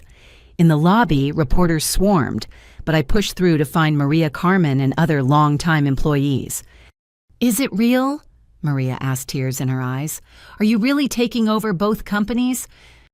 "If the board approves," I said then louder for the gathering crowd, "and if you'll trust me, this only works if we do it together. Every housekeeper, every desk clerk, every maintenance worker. You're not just employees, you're the heart of what we're building." The emergency board meeting convened that afternoon. Fairchild board members, realizing their alternatives were merger or destruction, voted unanimously to approve. Even Richard, facing his own legal problems for enabling Daniel's crimes, couldn't argue with the lifeline I was offering. Grace, watching from house arrest, released a bitter statement calling me a corporate raider who manipulated a dying old man. Madison, in a rare moment of wisdom, posted nothing. Daniel, in federal custody, was reportedly so angry he had to be sedated. But I wasn't thinking about them. I was in Arthur's old office, now mine, with Mitchell and the combined leadership team planning the integration. "We'll need to move fast," Jennifer advised. "With Daniel's criminal trial starting, media attention will be intense. We should use it to rebrand, show the world we're different now." No rebranding, I decided.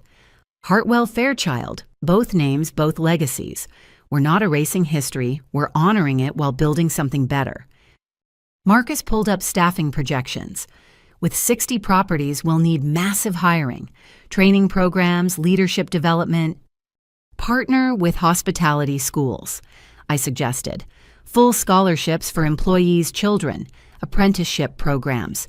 Turn every property into a teaching hotel where people can build careers, not just find jobs." "That's expensive," the CFO warned. "That's investment." Arthur taught me the difference. Short-term thinking created Daniel's mess. We're playing a longer game. Over the next month, the merger progressed with stunning speed. Employees who'd been enemies under competing brands worked together, seamlessly united by shared vision.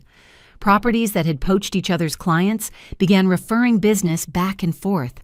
The industry watched in amazement as two troubled chains transformed into something unprecedented. But not everyone was happy.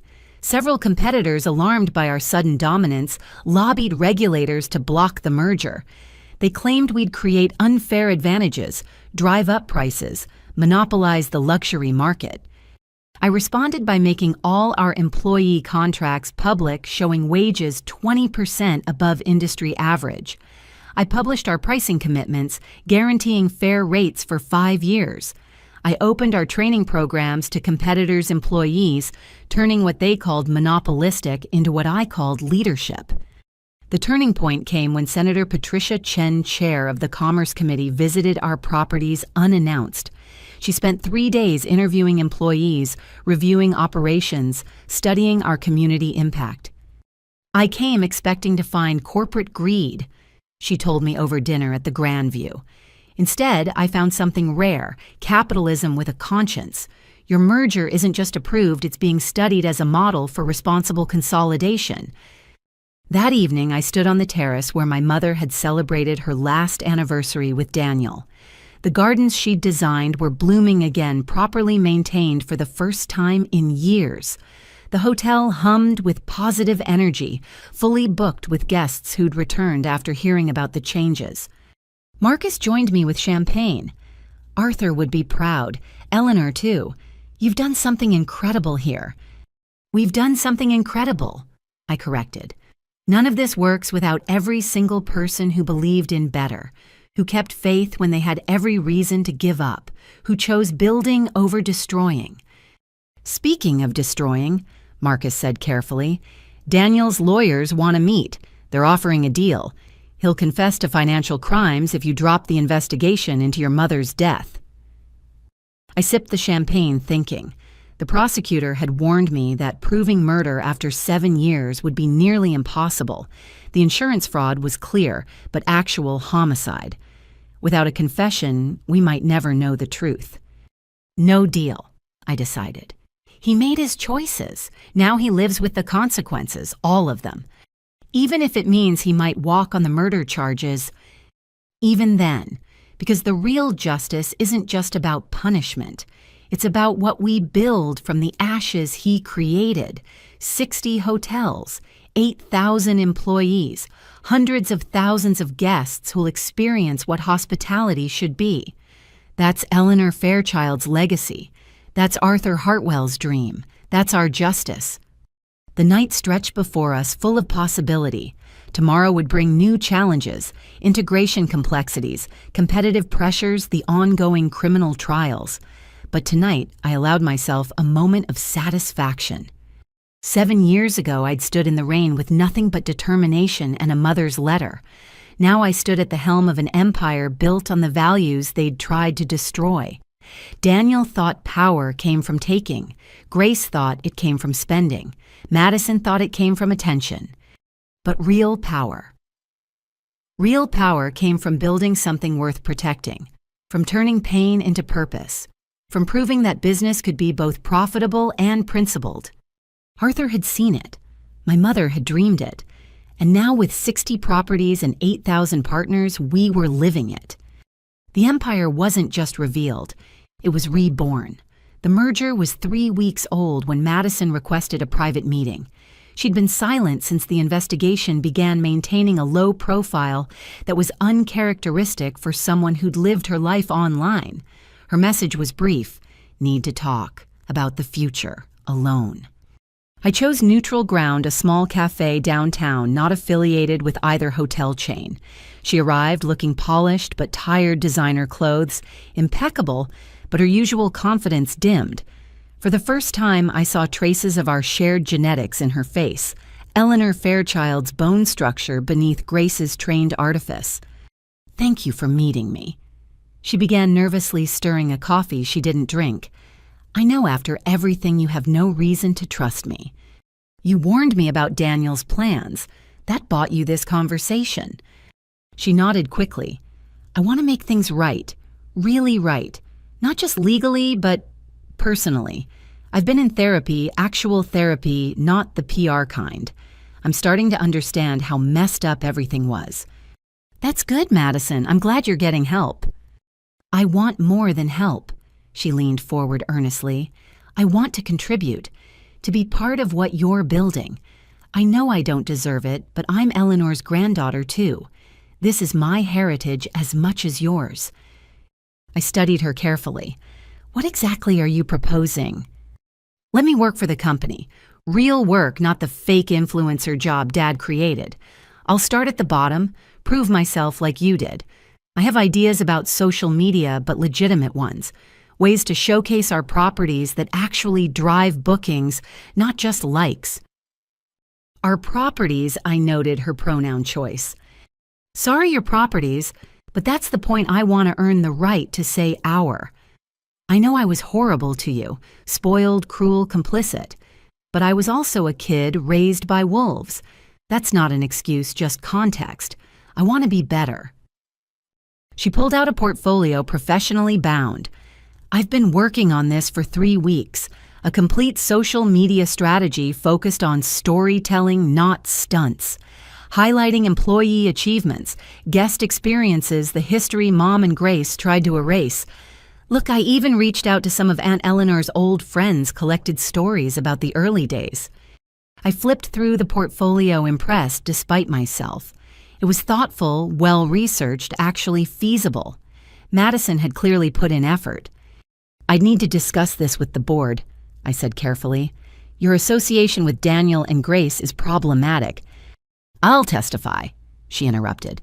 "Publicly, everything I know about their crimes. I've already told prosecutors, but I'll say it in open court. Let everyone know who they really are." "That would destroy any relationship with your parents." "What relationship?" Her laugh was bitter. "You think they ever loved me? I was a prop, Anastasia, a living doll to dress up and parade around. The moment I stopped being useful, they'd have discarded me too, just like you." The pain in her voice seemed genuine. I remembered the 12-year-old at my Exile, confused and scared, clutching her phone like a lifeline. Maybe she had been as much a victim as a perpetrator. "I'll consider it," I said finally. "But Madison, if I give you this chance and you betray me—" "I won't," she said quickly. "I swear, I know I have to earn your trust. Just let me try." I agreed to a trial period. Madison would start in marketing as an intern, no special treatment reporting to someone who didn't know our history. If she succeeded on merit alone, we'd discuss next steps. For 2 weeks, it went well. Madison showed up early, stayed late, accepted criticism gracefully. Her supervisor, unaware of her identity, praised her work ethic. Employees who recognized her reported she was humble, even apologetic about her past behavior. I began to hope. Maybe redemption was possible. Maybe family could be salvaged from the wreckage. Arthur would have advocated for forgiveness. My mother certainly would have wanted me to give her a chance. The betrayal came on a Thursday evening. Marcus burst into my office, tablet in hand. "You need to see this. Madison's been recording everything." The video was already viral. "Inside the Fairchild Empire, a daughter's truth," blazed across the screen. Madison, in full influencer mode, spoke earnestly to the camera. "I've been undercover in my sister's organization for weeks now," she began. "What I've discovered will shock you. Behind the PR spin about employee care and ethical leadership, Anastasia Fairchild is running a cult of personality. Employees are terrified to speak out. Anyone who questions her is blacklisted. She's worse than our father ever was." The video continued with selectively edited footage. Me looking stern in meetings became tyrannical leadership. Standard performance reviews became intimidation tactics. Normal business discussions were framed as secret plotting. But the worst part was her reveal of confidential information. Details about employee salaries, private medical accommodations, we'd made sensitive financial data, all presented as evidence of corruption rather than care. "She claims to be different," Madison concluded tearfully, "but power corrupts. I tried to give her a chance, tried to be supportive. But I can't stand by while she destroys what our mother built. Someone had to speak the truth." Within an hour, the video had 1 million views. Competitors seized on it immediately. Business news channels ran segments questioning my leadership. 3 corporate clients called to express concerns. I convened an emergency meeting with senior staff. "How much damage are we looking at?" Jennifer was grim. She recorded privileged conversations. Some of what she revealed could violate employee privacy laws, but the damage to trust is worse. Staff feel exposed, betrayed. "The timing isn't coincidental," Marcus added. "This drops right before Daniel's preliminary hearing. It's meant to discredit you as a witness." I felt the full weight of my naivety. I'd wanted to believe in redemption in family and second chances. Instead, I'd handed our enemies ammunition. "Draft a response," I ordered. "Factual, not emotional, point-by-point refutation of her claims, and Jennifer explore legal options. She signed NDAs as an intern. She's violated every one of them." As the team dispersed, I remained alone in the conference room where my mother had once held board meetings. The portrait of her on the wall seemed to watch with sad understanding. She'd always seen the best in people, too. It's what made her a great leader and a vulnerable target. My phone rang. The caller ID showed Madison's number. Against my better judgment, I answered. "Brilliant, right?" Her voice had lost all trace of the vulnerability she'd performed in the cafe. Dad's lawyers helped with the editing. The crying was Grace's idea. She said it would play better than anger. "Why, Madison, I gave you a real chance." "A chance to be your employee, to grovel for scraps while you sit on the throne. I'm a Fairchild, too. I deserve equal share of everything." "You deserve what you earn. That was always the difference between us." "No, the difference is you got Arthur Hartwell and I got Daniel and Grace. You think you're better because some old man felt guilty about your mom. Please. We're both products of our environment. Yours just had better PR." "Is that what you tell yourself, that this is about fairness? You're destroying 8,000 people's livelihoods for a viral moment?" She laughed sharp and bitter. "Oh, please. You'll spin this like you spin everything. St. Anastasia saving the world one hotel at a time? But I know the truth. You're just as ruthless as Dad, just better at hiding it. The truth. I felt my control finally snap. The truth is, you're so damaged by their parenting, you can't recognize genuine care when you see it. You mistake kindness for weakness and authenticity for manipulation, because that's all you've ever known. I feel sorry for you, Madison, but my sympathy doesn't extend to letting you hurt innocent people. Innocent. Your employees are sheep and you're their shepherd leading them to slaughter. When this company fails, it won't fail, because it's built on something you'll never understand: mutual respect. Trust earned, not demanded. Values lived, not performed. I took a breath. Enjoy your moment of attention. It's the last you'll get from me. I hung up and immediately called an all-hands video conference. Within 30 minutes, I was addressing every employee across all 60 properties. By now you've seen Madison's video. I won't insult your intelligence by claiming it doesn't hurt. When I gave her a chance, I believed in the possibility of redemption. I was wrong, but my mistake doesn't diminish what we've built together. I looked directly into the camera, imagining Maria, Carmen, Tom, and thousands of others watching. She revealed private information meant to embarrass and divide us. Your salaries, which are higher than industry standard because you deserve them. Your personal accommodations, which we made because we value you as humans, not resources. Your honest feedback in meetings, which she frames as fear, but we know as trust. So here's what we're going to do. We're going to prove her wrong by continuing to be exactly who we are. A company that puts people first. A family built on respect, not blood. An organization where truth matters more than spin. The response was immediate. Employees began posting their own videos, not attacking Madison, but sharing real stories of how the company had changed their lives. Guests shared experiences of exceptional service. Even competitors privately reached out, admitting they knew Madison's video was a hit piece. But the revelation I'd been dreading came that evening. Detective Morse called with news from the prosecutor's office. Madison's video isn't just about discrediting you. She's been offered immunity to testify for the defense. She'll claim the evidence you provided was fabricated, that you've been planning this takeover since childhood, that your mother's death was natural, and you're using it for sympathy. Can she do that? She came to me with information, which she'll now claim was fed to her by you. She'll say you manipulated a vulnerable younger sister, used her trauma against her. It's brilliant, legally speaking. Completely destroys her credibility as a prosecution witness while painting you as the real villain. I sank into my chair. Madison's betrayal wasn't just personal. It was strategic, designed to protect Daniel and Grace while destroying me.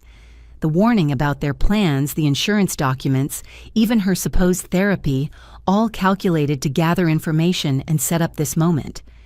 What do we do? I asked. We proceed without her. The employee testimony is still solid. The financial evidence is undeniable. But Anastasia, the murder investigation might not survive this. Without Madison's testimony about the insurance and search history, it's your word against theirs. After the call, I sat alone in my office as night fell over the city. Madison had played me perfectly, using my hope for family against me. She was truly her parents' daughter, shaped by their toxicity into a weapon aimed at anyone who threatened their empire of lies. But she'd miscalculated one thing. She thought exposing our humanity would weaken us. Instead, it had galvanized every person who'd ever been manipulated by a corporate narcissist. The comments on her video had shifted from shock to skepticism to outright support for our company. Marcus knocked and entered with his tablet. You need to see this. Someone leaked Madison's influencer contract from 3 years ago. The one where Daniel paid her $200,000 annually to do nothing. Compared to our intern's salary, it's not a good look for her. More leaks followed. Madison's expense reports charging $50,000 shopping sprees as market research. Videos of her previous meltdowns at hotels, screaming at staff. former friends sharing stories of her cruelty. The internet, which had initially embraced her narrative, turned with vicious efficiency. "Should we stop this?" I asked Jennifer. "It feels like sinking to their level." "We're not orchestrating it," she pointed out. "People are tired of influencer manipulation. Madison made herself the story. Now she's learning what that really means." By week's end, Madison's betrayal had backfired spectacularly. Our employee retention hit an all-time high. Guest bookings increased. The board unanimously approved expanded employee benefit programs, explicitly citing the need to support staff whose privacy had been violated. Grace tried to salvage the situation with her own video, but her house arrest ankle monitor was visible in frame. Daniel's lawyers withdrew Madison as a witness after realizing her credibility was destroyed. She'd burned every bridge in pursuit of a viral moment and corporate sabotage. The last I heard, Madison had moved to Los Angeles trying to reinvent herself as a wellness influencer. Her follower count had crashed. Brands wanted nothing to do with her. The entertainment industry, which might have embraced scandal, saw only liability in someone who'd betrayed family for content. I didn't celebrate her downfall. If anything, I grieved for the sister I'd never had the relationship poisoned before it could begin. But I'd learned the hardest lesson of leadership: sometimes the greatest betrayals come from those we most want to trust. Madison had accused me of being like Daniel, of using people for my own ends. The accusation stung because every leader faces that temptation. The difference was choice. Daniel chose exploitation. I chose empowerment. Madison chose destruction. I chose building. In the end, her betrayal had only made us stronger. Every employee who'd wondered if I was genuine had their answer. Every guest who'd questioned our values had seen them tested and proven. Every competitor who'd hoped we'd implode had watched us unite instead. Madison thought she was exposing weakness. Instead, she'd revealed our greatest strength. We were exactly who we claimed to be, and that authenticity, rare in any industry, had become our unshakable foundation. The morning Daniel's criminal trial began, I woke to find news vans surrounding every one of our properties. Hotel Iris murder trial begins, scrolled across every business channel. The media circus we'd tried to avoid had come to town with a vengeance. I dressed carefully, professional, but not ostentatious, my mother's pearl earrings for strength, and made my way to the courthouse through a gauntlet of reporters. "Miss Fairchild, do you really believe your father killed your mother? Anastasia, is this all about revenge? How does it feel to destroy your own family?" I kept walking Jennifer beside me, saying nothing. Inside the courthouse, the scene was barely more dignified. The gallery was packed with journalists, curiosity seekers, and industry observers. Daniel sat at the defense table looking haggard but defiant, his orange jumpsuit a stark contrast to the Armani suits he'd once worn.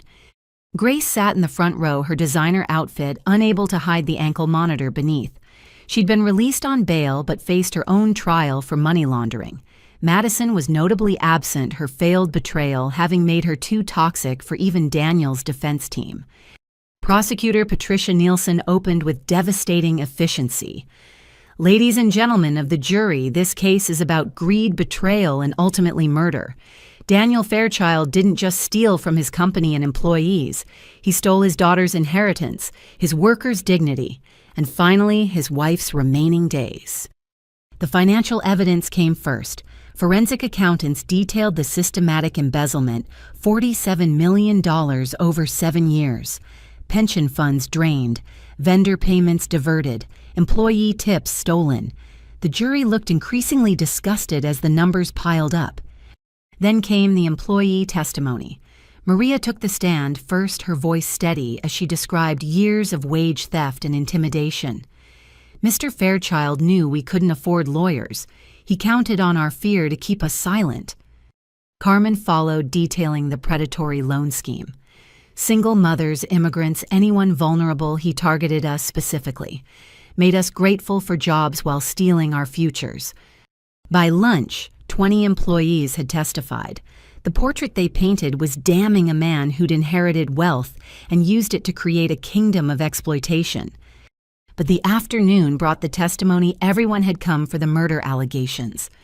Tom Bradley took the stand, the former security chief, looking every one of his 70 years.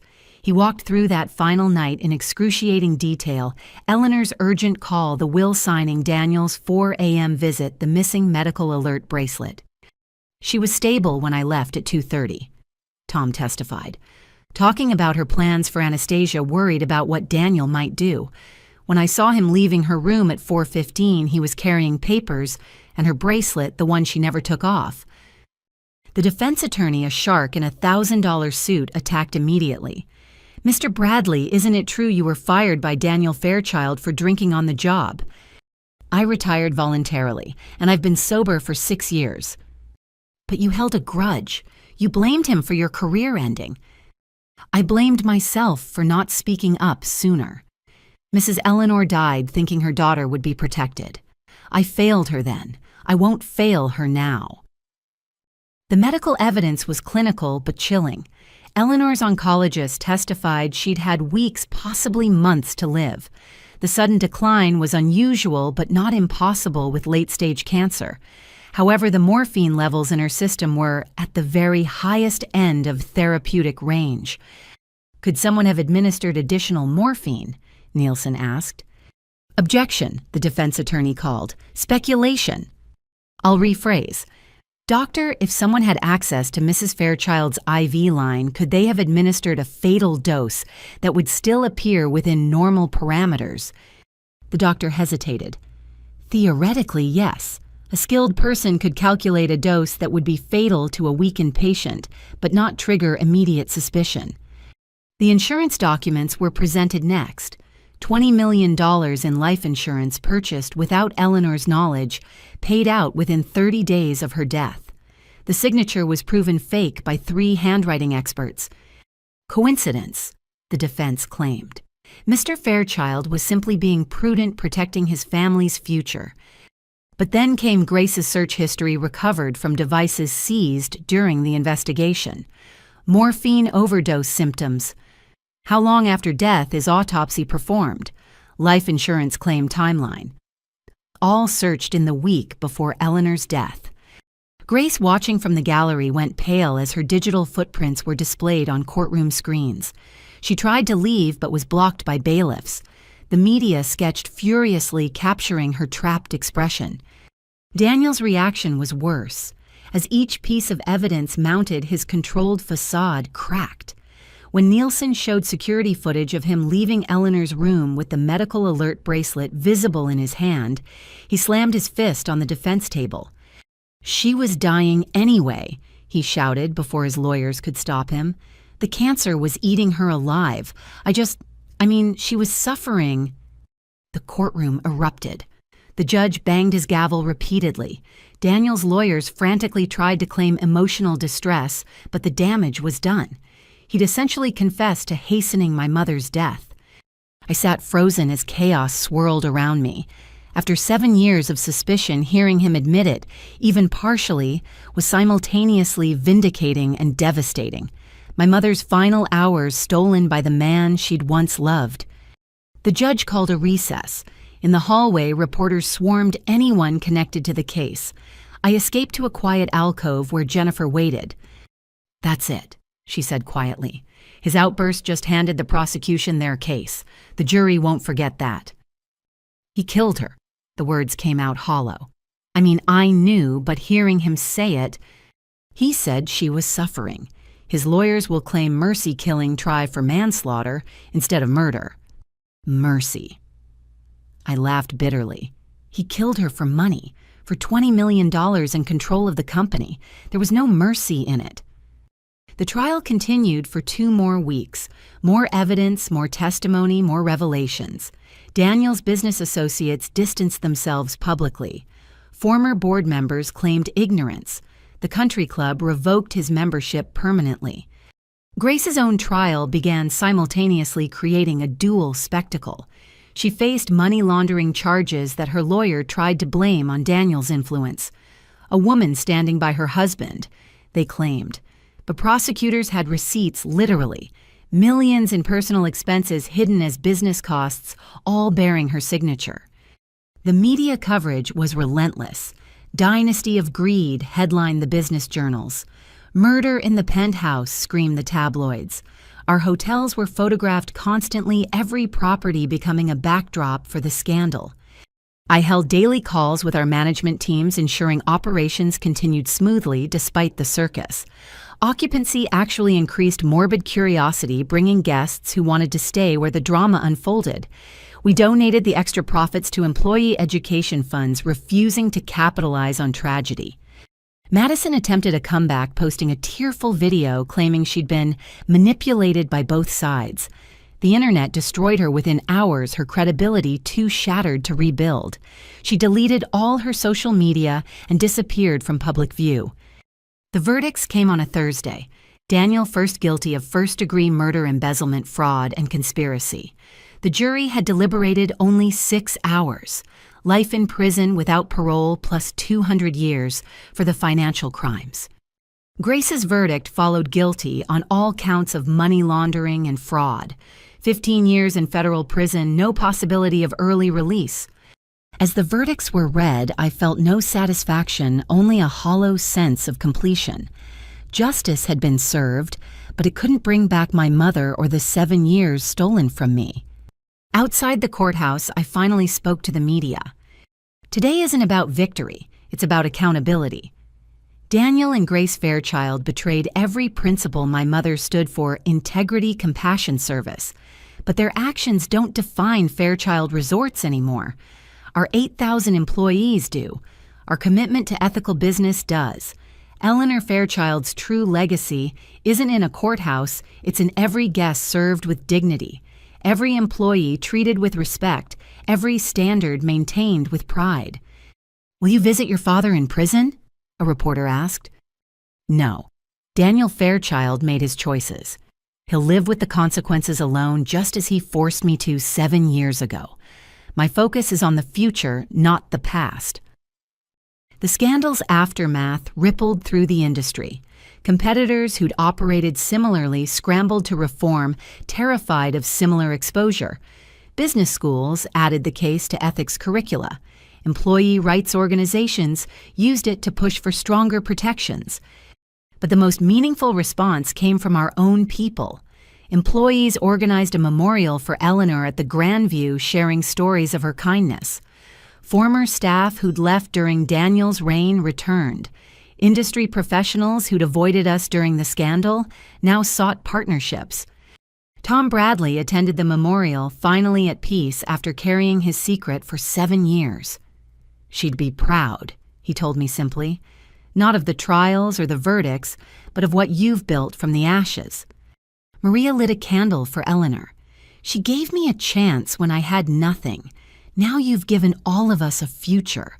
The circle is complete." That evening, I stood in my mother's garden at the Grandview, now restored to its former beauty.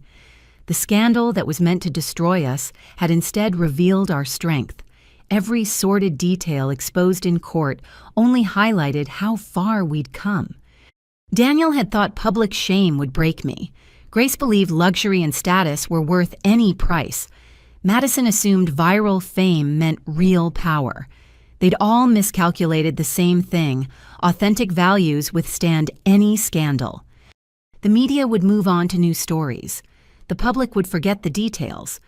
But 8,000 employees would remember that justice was possible, that exploitation didn't have to be accepted, that someone had stood up for them when it mattered. And somewhere I hoped my mother knew that her daughter had kept the promise made by a grieving 18-year-old to take back what was stolen and build something worthy of her sacrifice. The scandal was public. The pain was private. But the future, that belonged to everyone who'd chosen building over destroying truth, over lies, service, over selfishness. Eleanor Fairchild's real revenge wasn't the verdicts or the headlines. It was the empire of integrity rising from the ashes of corruption, and that empire would outlast any scandal. 6 months after the verdicts, with Daniel and Grace serving their sentences and the company thriving beyond all projections, I received an unexpected call from the federal prison system. Daniel had requested a meeting. His lawyer emphasized it wasn't about appeals or legal matters. He claimed to have information about my mother that I needed to hear. I almost refused, but something in the lawyer's tone suggested this was different. Against Jennifer's advice and my own instincts, I agreed to one meeting. The maximum security facility was a far cry from the luxury hotels Daniel had once ruled. I went through multiple checkpoints, surrendering my phone, submitting to searches, walking endless gray corridors that smelled of industrial disinfectant and despair. Daniel waited in a small conference room shackled to the table. Prison had aged him dramatically. His hair, once perfectly styled, was now gray and thinning. The orange jumpsuit hung on a frame that had lost its country club softness. But his eyes still held that familiar arrogance, even diminished by circumstances. "You came," he said, attempting his old commanding tone. It fell flat in the institutional setting. "You have 5 minutes. What information about Mom?" "Straight to business, just like Eleanor." He shifted chains, clinking. "You think you know everything now.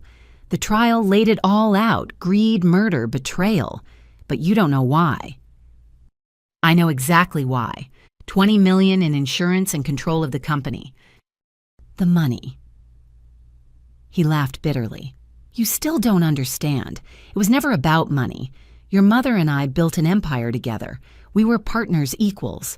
Then she got sick and everything changed." "Changed how?" She started talking about dismantling everything, giving away properties to employees, creating some socialist cooperative nonsense. She wanted to destroy what we'd spent 20 years building because she'd gotten sentimental about mortality. His fists clenched. I couldn't let her tear it all down in some deathbed conversion to charity. "So you killed her for the hotels?" "I saved the hotels." He lunged forward as far as the chains allowed. She was going to give it all away, every property, every asset. Her new will, the real one Tom showed you, that was just the beginning. She had lawyers working on dissolving the entire company structure, converting everything to employee ownership.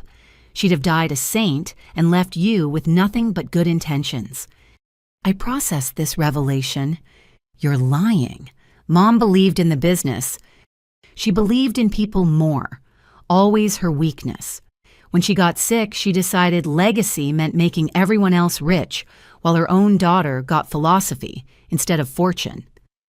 He leaned back. "I did you a favor. At least you got 12 million instead of watching it all given away to maids and bellboys. Those maids and bellboys built the company as much as you did. See, you're just like her. Soft, sentimental. But at least you're smart enough to keep the business intact while playing benefactor. Eleanor would have destroyed everything." "Is that what you tell yourself? That murder was a business decision?" "It was mercy." His voice dropped. "She was dying anyway, in pain, talking about dismantling our life's work. I gave her peace and saved her legacy, until you came along and ruined it all anyway. I fulfilled her vision, not yours." Her vision was hallucination. Morphine and cancer eating her brain, making her think she could buy heaven by giving away earth. He studied me intently. "But you want to know the real reason I asked you here. It wasn't to justify myself. It's to warn you." "Warn me?" "Grace isn't done. She has resources hidden that prosecutors never found. Offshore accounts in her brother's name. Connections you don't know about. She's planning something from prison. Has been for months." "Why would you tell me this?" "Because she's targeting the hotels, not just you. Whatever else I am, I built those properties. I won't watch her destroy them out of spite." He paused. "And because you're still my daughter. Eleanor's daughter. Maybe the only good thing either of us ever made." I stood to leave. "If you have specific information about Grace's plans, tell the prosecutors. Otherwise, we're done here." "Anastasia." His voice stopped me at the door. "Do you ever wonder what would have happened if I'd just let her give it all away? If I'd supported her final wishes instead of—" He trailed off. "Every day," I admitted without turning. "We'd have lost the hotels but kept our family. Mom would have had peaceful final months. You'd be a grieving widower instead of a convicted killer, and maybe eventually we'd have built something new together. But would you have become who you are now, strong enough to run an empire, smart enough to outmaneuver corporate sharks? Sometimes the worst things shape us into our best selves. I finally turned to face him. That's what you tell yourself to live with what you did. But you're wrong. I became who I am, despite you, not because of you. Every cruelty you inflicted just taught me how not to lead. Every betrayal showed me the value of loyalty. You didn't forge me, Daniel. You just showed me exactly who I never wanted to be. His face crumpled slightly. For a moment, I saw the man my mother might have loved before greed consumed him. The information about Grace is real, he said quietly. Her brother Marcus, not your Marcus. Different one has been moving money through shell companies. They're planning to buy distressed properties near ours, create competing hotels designed to undercut our prices and poach our staff. She calls it Project Phoenix. I absorbed this. Why should I believe you? Because I gain nothing from lying now. I'll die in here. Grace will too. But Madison, he hesitated. Madison's working with them. She thinks if she helps Grace destroy what you've built, she'll finally get her inheritance. They're using her again, and she's too desperate to see it. When? Soon, within the month. They've been waiting for you to feel secure to let your guard down. The peace was always temporary, Anastasia. Grace doesn't forgive. Ever. I left without another word. In the parking lot, I called Marcus immediately. We need a full financial security review. Every competitor, every property, purchase every new development within 50 miles of our hotels, and find out everything about Marcus Winters, Grace's brother. The investigation took 2 weeks. Daniel's information proved accurate. Shell companies in the Caymans were accumulating capital. Property purchases were being negotiated through intermediaries. Former employees, mostly those fired for cause, were being recruited with promises of management positions. But the real shock came when we discovered the funding source, a group of investors who'd lost money when we'd exposed various hospitality industry schemes. They saw Grace's revenge plan as an opportunity to damage our reputation and recoup losses. Madison was indeed involved, though surveillance showed her looking increasingly haggard and uncertain. She'd been promised CEO position of the new chain, but even she seemed to realize the impossibility of competing with 60 established properties using only spite as a business model. I convened a war council with my senior leadership. They're planning to announce on the anniversary of Daniel's conviction, maximum media impact, properties in 12 locations, all adjacent to ours, all offering rates 20% below our costs. They'll hemorrhage money, our CFO calculated. No sustainable business model, it's a kamikaze run. That's the point. They don't care about profit. They want to force us into a price war, damage our brand, maybe grab enough market share to sell to our competitors. I pulled up the property maps, but they've made a crucial mistake. Jennifer saw it first. The zoning. Half these properties aren't zoned for hotels. They'd need variance approvals that could take years. And the other half are in historic districts with strict renovation guidelines. They're planning to use Grace's flashy style, which will never get approved. Marcus grinned. They've spent millions on properties they can't legally convert. Unless, I said slowly, someone helps them navigate the regulations, shows them how to work within restrictions, maybe even partners with them on development. The room went silent, then erupted. Partner with Grace. Are you insane? She tried to destroy us. This is corporate Stockholm syndrome. I raised my hand for silence. Not partner, acquire. Let them spend their investors' money on properties and initial development. When they realize the impossibility of their plan, and they will, we offer to buy them out. Turn their revenge into our expansion. You want to let them fail, then swoop in, Jennifer asked. I want to give them every opportunity to succeed legitimately. Offer Madison a real position with real mentorship. Show Grace's investors that cooperation yields better returns than competition. Transform enemies into allies, or at least neutralize them. The strategy was risky, but it aligned with everything my mother and Arthur had taught me: turn obstacles into opportunities, enemies into educators, revenge into renewal. I reached out through intermediaries offering to meet with Grace's investment group. They were suspicious but curious. The meeting was set for Neutral Ground, a conference center owned by neither chain. Grace's brother Marcus led their delegation. He had her sharp features but lacked her polish, a mid-level schemer trying to play in the big leagues. Madison sat beside him, designer clothes, not quite hiding her exhaustion. Ms. Fairchild. Marcus began aggressively. We're here to inform you that Winter's Hospitality Group will be launching next month. Your monopoly on luxury hotels in this region is over. Congratulations on your new venture, I replied calmly. I'm actually here to propose something that might benefit both our organizations.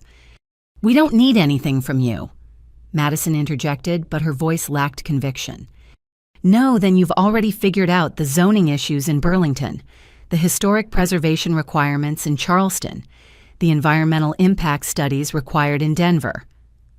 I slid folders across the table. These are the regulatory challenges for your 12 properties. At minimum, you're looking at 3 years before you can break ground on half of them.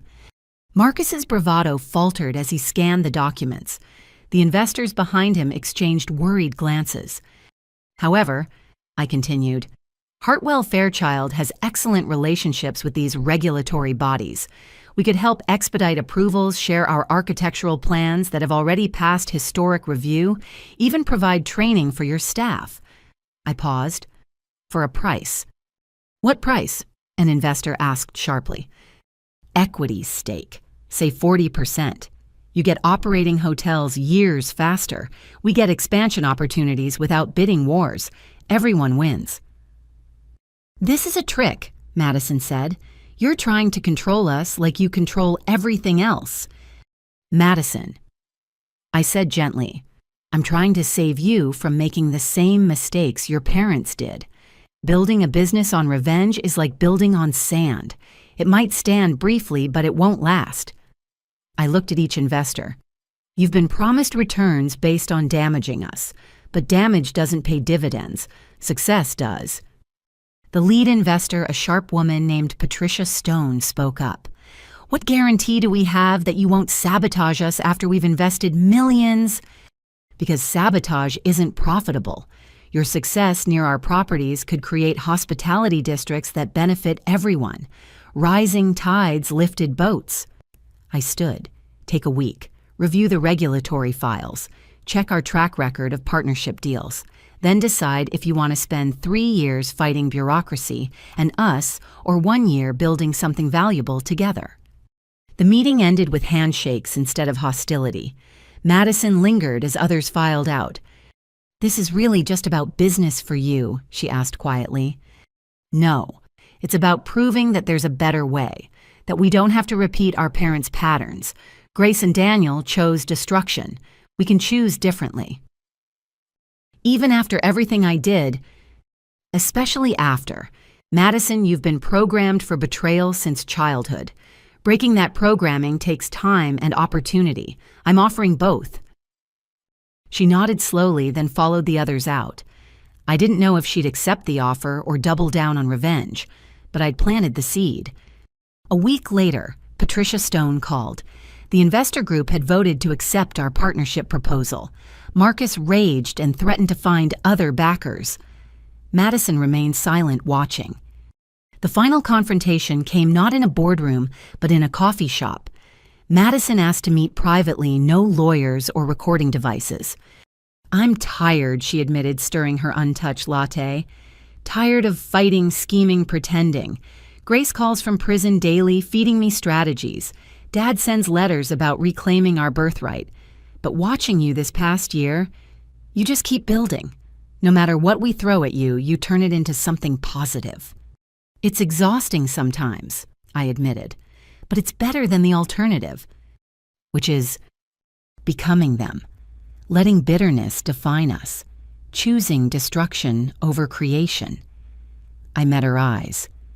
You still have a choice, Madison. Grace's path leads to prison. Mine leads to possibility. Your path requires me to admit I was wrong about everything. No, it requires you to admit you can be different going forward. The past is done. The future isn't. She was quiet for a long moment. Then, the partnership deal. Would there be a place for me? A real place, not just window dressing. Assistant Director of Digital Marketing. Report to our CMO, not me. Earn your promotions like everyone else. Build something you can be proud of instead of infamous for. And if I fail, then you fail attempting something worthwhile instead of succeeding at something destructive. That's still a win. Madison extended her hand across the table. Okay, I'm in. For real this time. No recordings, no betrayals, no schemes. Just work. We shook hands, two daughters of a poisoned legacy, choosing to plant new gardens instead of salting the earth. The confrontation I'd expected, legal battles, corporate warfare, mutual destruction, never materialized. Instead, we'd transformed enemies into allies through the radical act of offering success instead of demanding surrender. Grace raged from prison when she heard. Daniel sent one last letter calling me weak, but their opinions no longer mattered. The final confrontation wasn't with them, it was with the choice to become them or transcend them. We'd chosen transcendence, and in that choice, my mother's true legacy lived on the belief that business could be both profitable and principled, that enemies could become educators, that building together beat destroying alone. The war was over. The building had begun. With the external battles won and former enemies becoming allies, I turned my full attention to what mattered most, transforming our properties into living embodiments of my mother's vision. The Grandview Resort, where this journey began, would be our flagship renovation, not just in facilities, but in philosophy. I gathered all 60 property managers for a week-long summit at the Grandview. These were the people who'd make or break our transformation. Half had worked under Daniel's regime, the other half came from Hartwell's culture. Merging them into a unified vision would take more than presentations. We're not here to talk about renovations. I opened standing in the same ballroom where Daniel had once held court. We're here to reimagine what a hotel can be. Not just a place to sleep, but a community anchor. Not just a business, but a force for good. Maria, now Regional Director of Operations, presented first. Employee ownership isn't just about shares, it's about mindset.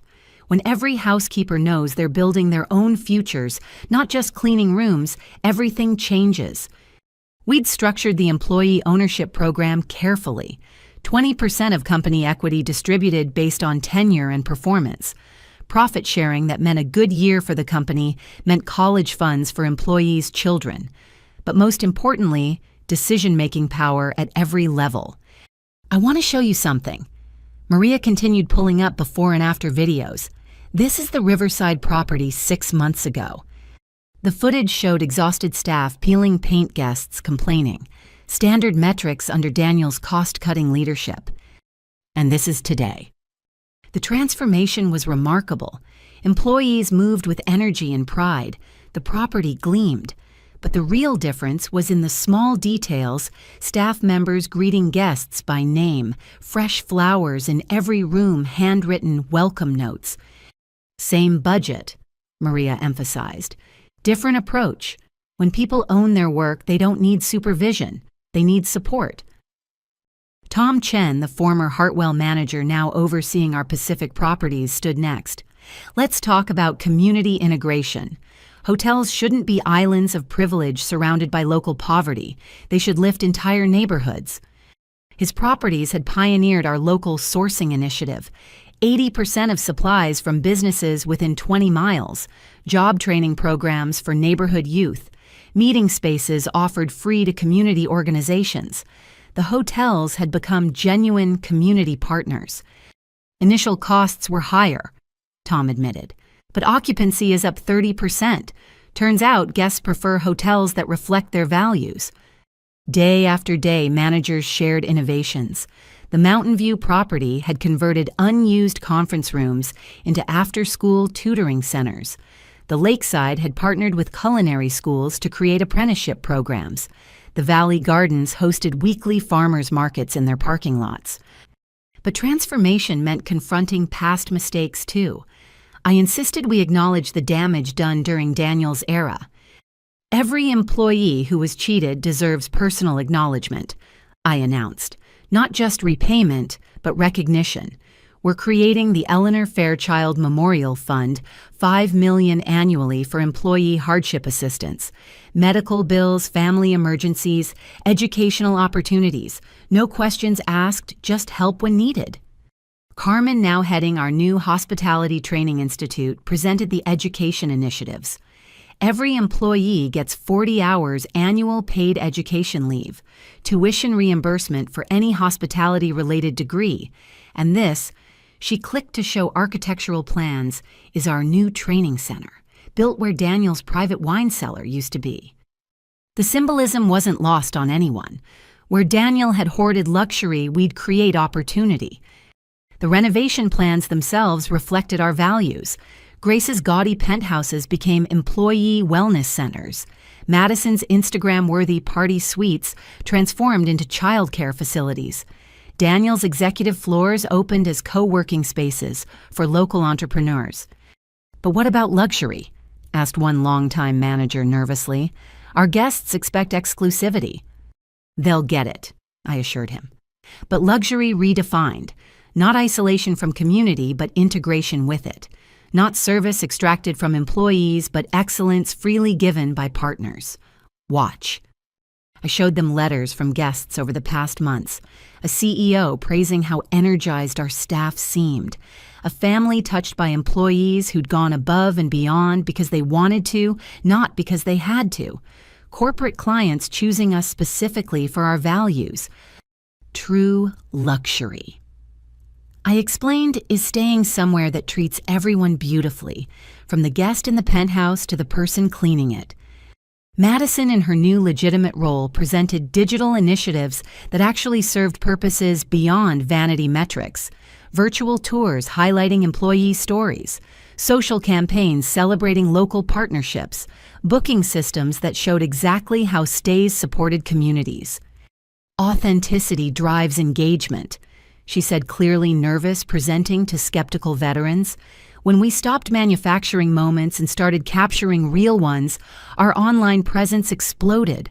Positive mentions up 400%. The biggest transformation was physical. We committed $200 million to renovations over 2 years, but not the cosmetic fixes Grace had favored. Deep infrastructure improvements, solar panels, water recycling systems, energy-efficient everything. Rooms designed for genuine comfort, not just photogenic angles. Marcus coordinated with Patricia Stone's investment group, now our partners, rather than competitors. Their properties would complement ours, creating destination districts that benefited everyone. 12 new hotels, all following our standards, he reported. Employee ownership from day one. Community integration built into design. We're not just expanding, but evangelizing. The week culminated in a ceremony I hadn't planned. Employees from every property had secretly coordinated to create something extraordinary. They'd commissioned a portrait of my mother, not the formal one from corporate halls, but a collage made from thousands of photos showing her with staff over the years. Maria presented it as 800 employees watched via video link. Eleanor Fairchild saw us. Now we see her in everything we do. But the transformation's true test came with results. 6 months into renovations, metrics told the story. Employee retention 97%, guest satisfaction highest in company history, revenue per room up 23%, community partnership requests overwhelming, industry awards 17 and counting. The business media took notice. The Fairchild miracle, they called it, analyzing how we'd turned a scandal-plagued chain into an industry leader through radical employee empowerment, and community capitalism. I gave few interviews, preferring to let results speak. But when the Harvard Business Review requested a feature, I agreed on condition they interview employees too. The resulting article showcased Carmen explaining how ownership changed her family's life, Tom Chen describing community partnerships, Madison reflecting on transformation from influencer to professional, and Maria summarizing what we'd built: hotels where everyone matters equally. Competitors scrambled to copy our model, offering surface-level employee perks without fundamental change. But transformation couldn't be faked. It required genuine power sharing, authentic community connection, and leaders willing to serve rather than rule. The ultimate validation came from an unexpected source. Judge Harrison, who'd helped Daniel with the asset freeze, reached out through intermediaries. He was retiring, ashamed of his role in enabling corruption. He wanted to establish a scholarship fund for hospitality workers' children as penance. Tell Ms. Fairchild, his message read, that watching her transform betrayal into benefit has haunted my conscience. I chose connections over justice. She chose justice and created connections. I hope this small gesture helps balance the scales. We accepted his donation but named it after employees who'd suffered under the corruption he'd enabled. Even penance could serve transformation if directed properly. Standing in the completed Grandview renovation, I found myself in the garden where everything had started. The marble gleamed, the technology impressed, but the real change was intangible: energy, pride, purpose. Maria found me there as the sun set. Your mother would be amazed. We've built what she dreamed but never got to see. No, I corrected gently. She saw it. In every employee she treated with respect, every guest served with grace, every standard maintained despite pressure. We just scaled her vision to match her heart. And your father is serving life while we're serving others. He built a monument to ego. We've built a movement of empowerment. His legacy ends with him. Ours grows with every person who experiences what hospitality can truly be. That evening, I walked every floor of the transformed hotel. In the Employee Wellness Center, staff relaxed between shifts. In the child care facility, workers' children did homework while parents finished duties. In the community meeting spaces, local organizations planned neighborhood improvements. In the presidential suite, once Grace's personal shopping storage, a family celebrated a grandmother's 90th birthday. 3 generations gathered, choosing us not for ostentation, but for the warmth they felt from every interaction. The transformation was complete yet ongoing. Every day brought new ideas from empowered employees. Every month revealed new ways hotels could serve beyond lodging. Every year would build on foundations of respect rather than exploitation. Daniel had seen hotels as possessions to extract from. Grace viewed them as stages for performance. Madison had used them as backdrops for digital fame. But Eleanor Fairchild had understood their true nature: communities of service where everyone could thrive. We'd simply returned to her vision expanded for modern times. And in doing so, we'd proven that business transformation wasn't about changing surfaces, but souls. Not about imposing new rules, but unleashing existing potential. The hotel transformation was really human transformation, and that more than any renovation or award was the true monument to my mother's legacy. The federal investigation into Daniel and Grace's crimes had uncovered a labyrinth of hidden assets that prosecutors were still untangling 2 years after the convictions. I was in my office reviewing expansion plans when Detective Patricia Morse called with unexpected news. Anastasia, we need to meet. We've discovered something significant about your parents' asset structure. Can you come to the federal building this afternoon? I found Detective Morse in a conference room wallpapered with financial documents, flow charts, and photographs of properties I didn't recognize. 2 FBI financial analysts sat at laptops cross-referencing databases with focused intensity. What you're looking at, Detective Morse began, is the real Fairchild empire. What you knew about was maybe 60% of it. My legs felt weak as I sank into a chair. What do you mean? Your father was paranoid about taxes and potential lawsuits. Starting 15 years ago, he began hiding assets through shell companies, offshore accounts, and straw purchasers. Grace accelerated this after their marriage. We've identified approximately $300 million in hidden assets. $300 million. The number seemed impossible. How the company books were fiction. He maintained 2 sets, one for investors, and taxes another, reflecting reality. But here's the interesting part. She pulled out a folder marked with my mother's name. Eleanor knew. She was documenting everything. Inside were bank records, property deeds, and handwritten notes in my mother's careful script. She'd tracked every hidden transaction, every diverted fund building evidence she never got to use. We found this in a safety deposit box registered to her maiden name, Detective Morse explained. She was building a case against Daniel. We think she planned to divorce him and expose everything, but the cancer progressed faster than expected. I studied my mother's notes, seeing her intelligence and determination in every line. She'd known what Daniel was becoming and tried to protect the company and me from his greed. The assets are subject to forfeiture, Detective Morse continued. But as the primary victim of the crimes you have first claim, we're talking about properties in 5 countries, art collections, vintage car collections, even a yacht registered in the Bahamas. I don't want toys bought with stolen money, I said immediately. That's refreshing. Most victims want everything they can get, but there's more. The FBI wants to propose a deal. Help us unravel the full network, identify all assets, and testify about the company's legitimate operations.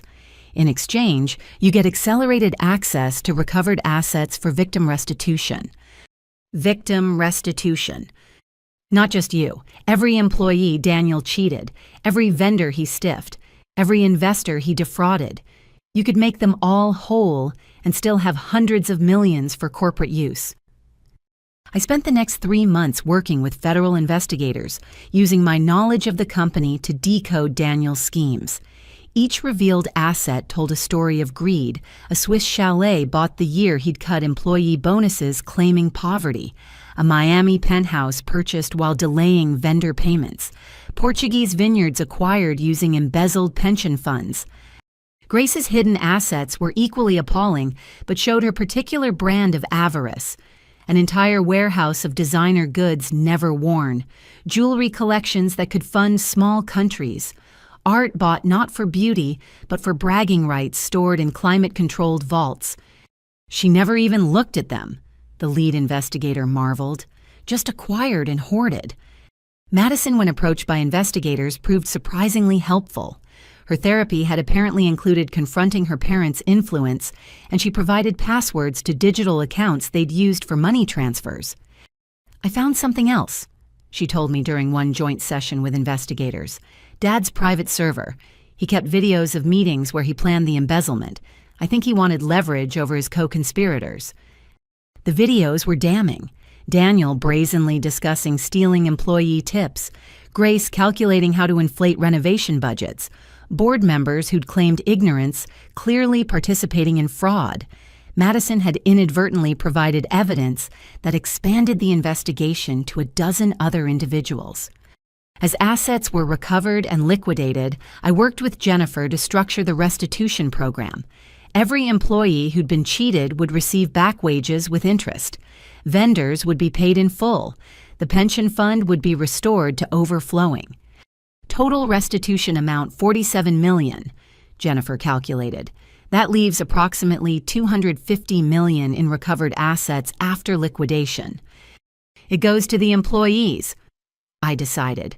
Bonuses for current staff, expanded benefits, the training institute Carmen runs, scholarships for every employee's child who wants higher education. All of it. Jennifer seemed stunned. You could personally claim at least half. I have enough, more than enough. This money was stolen from people who couldn't fight back. It returns to them. The announcement of the restitution program created waves throughout the industry. We held ceremonies at each property where employees received their checks. Maria cried when she got hers, $15,000 in stolen tips, repaid with interest. "This pays off my mortgage," she whispered.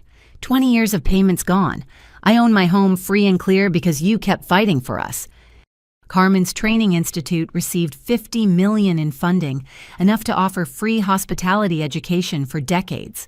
Tom Chen used property recovery funds to expand community partnerships.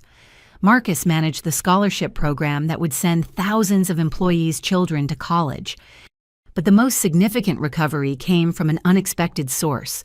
While investigating one of Daniel's shell companies, analysts found property records for a small boutique hotel in Vermont. The address seemed familiar, and when I pulled up photographs, my heart stopped. It was the inn where my parents had met, the place my mother had talked about constantly during her illness, describing their first dance in the garden, their wedding reception in the ballroom. Daniel had bought it secretly years ago, planning to demolish it for condos. "It's yours," Detective Morse informed me, "purchased with embezzled funds, so it's subject to recovery. But given the personal connection..." I drove to Vermont immediately. The property was smaller than memory suggested, weathered by neglect but still standing. The garden where my parents had danced was overgrown. The ballroom where they'd married needed everything. But the bones were good, the history intact. In the manager's office, I found files Daniel had never bothered to examine, guest books going back 40 years, photographs of events including my parents' wedding, and in a dusty box, my mother's personal effects from her visits, their letters to my father from their courtship, pressed flowers from their wedding, even the guest book she'd signed the night they met. Her handwriting from decades ago was optimistic innocent, magical evening at the Evergreen Inn, can't wait to return with someone special, Eleanor Sheffield. She had returned with Daniel. They'd built a life, a business, a family. Then greed had poisoned everything, turning love into possession, partnership into exploitation. I made the decision instantly. The Evergreen Inn would be restored not as a Hartwell Fairchild property, but as something unique, a living museum of ethical hospitality, a place where industry professionals could learn not just service standards, but the values that should underpin them. "We'll run it as a nonprofit," I explained to the team. "Break-even operations, all profits to hospitality worker relief funds. And the garden where my parents met, we'll open it for weddings at cost for any employee of any hotel who wants to marry there." The restoration became a company-wide project. Employees volunteered labor, guests donated to the cause. Even competitors contributed, recognizing the symbol we were creating, love, could build empires, but only values could sustain them. 6 months later, we held the grand reopening. Former employees who'd worked there during my parents' courtship returned to share stories. Industry leaders toured the facility, studying our model of nonprofit hospitality. The first wedding in the restored garden was Maria's daughter marrying her college sweetheart under the same arbor where Daniel had proposed to Eleanor. I stood in the ballroom where my parents had danced at their wedding, now filled with employees, celebrating not just restoration but redemption. Every recovered asset had been transformed from symbol of greed to tool of generosity. "You could have been unimaginably wealthy," Marcus observed, watching scholarship recipients thank donors. "No one would have blamed you for keeping more." "I am unimaginably wealthy," I replied. "I have 8,000 partners who trust me, properties that serve communities, a legacy my mother would recognize. What's a yacht compared to that?" That evening, after the celebrations ended, I walked alone through the Evergreen Inn. In the manager's office, I opened the safe Daniel had installed. Inside, along with property documents, was an envelope addressed to me in my mother's handwriting. Daniel must have hidden it here, thinking it would never be found. The letter inside was dated a week before her death. "My dearest Anastasia, if you're reading this, you've found your way back to where it all began. I'm hiding this here because I know Daniel will never return to face our history. I need you to know that despite everything, I don't regret loving your father. He gave me you, and you were worth any pain. But I do regret not being strong enough to stop what he became. The assets he's hidden aren't just money. They're trust-betrayed futures, stolen communities weakened. If you ever recover them, don't let them corrupt you, too. Use them to heal what he broke. Build something worthy of the love that created you, not the greed that tried to destroy you. Remember that true wealth isn't what you hold, but what you share. All my love, Mom. I held the letter to my chest, tears falling freely. Even facing death, even knowing Daniel's betrayal, she'd thought of others first. She'd understood that recovery wasn't about reclaiming assets, but restoring justice. Every dollar recovered, every employee made whole, every student educated, with funds that once fed greed, all of it was my mother's final victory. Not through courts or investigators, but through values so strong they survived even those who tried to corrupt them. The asset recovery was complete, but more importantly, the moral recovery was absolute. We'd transformed symbols of exploitation into engines of empowerment. We'd proven that justice delayed didn't have to mean justice denied. And in a small inn, where love once bloomed before greed poisoned it, hope grew again in a garden tended by hundreds of hands, all working toward the same simple goal, proving that business could be better, wealth could be worthy, and even the deepest corruption could be cleaned by consistent care. Eleanor Fairchild had won, not through revenge but through redemption, not by destroying but by building, not alone but through everyone who chose creation over corruption. The assets were recovered, the values were restored, the future was bright with possibility. The federal courthouse was packed for Daniel's sentencing hearing. 2 years of investigations and trials had led to this moment. I sat in the front row, Jennifer beside me, surrounded by employees who'd taken personal days to witness justice being served. Daniel entered in shackles, the designer suits replaced by federal prison gray. The arrogance that had defined him was gone, replaced by something I'd never seen: defeat, total, absolute defeat. Judge Catherine Morrison, known for her no-nonsense approach to white-collar crime, reviewed the charges: first-degree murder, embezzlement, fraud, conspiracy, money laundering. The list seemed endless, each count representing lives, damaged trust, betrayed futures stolen. Before I passed sentence, Judge Morrison said, "I'll hear from those affected by Mr. Fairchild's crimes. Ms. Anastasia Fairchild, you may speak first." I'd prepared remarks, worked with Jennifer on exactly what to say, but standing at the podium looking at the man who'd been my father, I set aside the script. "Your Honor, I'm not here to seek vengeance. I'm here to seek clarity. For years, I wondered what turned a man who once danced with my mother in a garden into someone who could steal her final breaths for money. What transforms love into possession, partnership into exploitation, family into transaction, I looked directly at Daniel. He couldn't meet my eyes. The answer is simple choice. Every day, Daniel Fairchild chose greed over grace. He chose taking over giving. He chose himself over everyone else, and those choices compounded until murder seemed like just another business decision. But I'm also here to speak for those who chose differently. 800 employees who chose loyalty despite exploitation, vendors who chose patience despite theft, investors who chose trust despite deception. They're the real victims, and they're also the real heroes. Daniel stole $47 million over 7 years, but what he really stole was harder to quantify: dignity from workers, security from families, hope from communities. That's the true crime we're addressing today. Your Honor, I don't ask for the maximum sentence out of hatred. I ask for it out of love for every person who deserves to know that justice exists, that exploitation has consequences, that choosing evil over good leads somewhere specific here, in chains facing the truth of what those choices created. I returned to my seat as employees testified one by one. Maria spoke of wages stolen while her children went hungry. Carmen described the predatory loans that trapped families in cycles of debt. Tom Bradley, voice breaking, told of carrying guilt for 7 years because he'd been too afraid to speak truth about Eleanor's death. Then came the other defendants. Grace's brother, facing his own charges, tried to claim he'd been manipulated. Former board members insisted they'd been deceived, each attempting to minimize their role shift, blame, avoid consequences.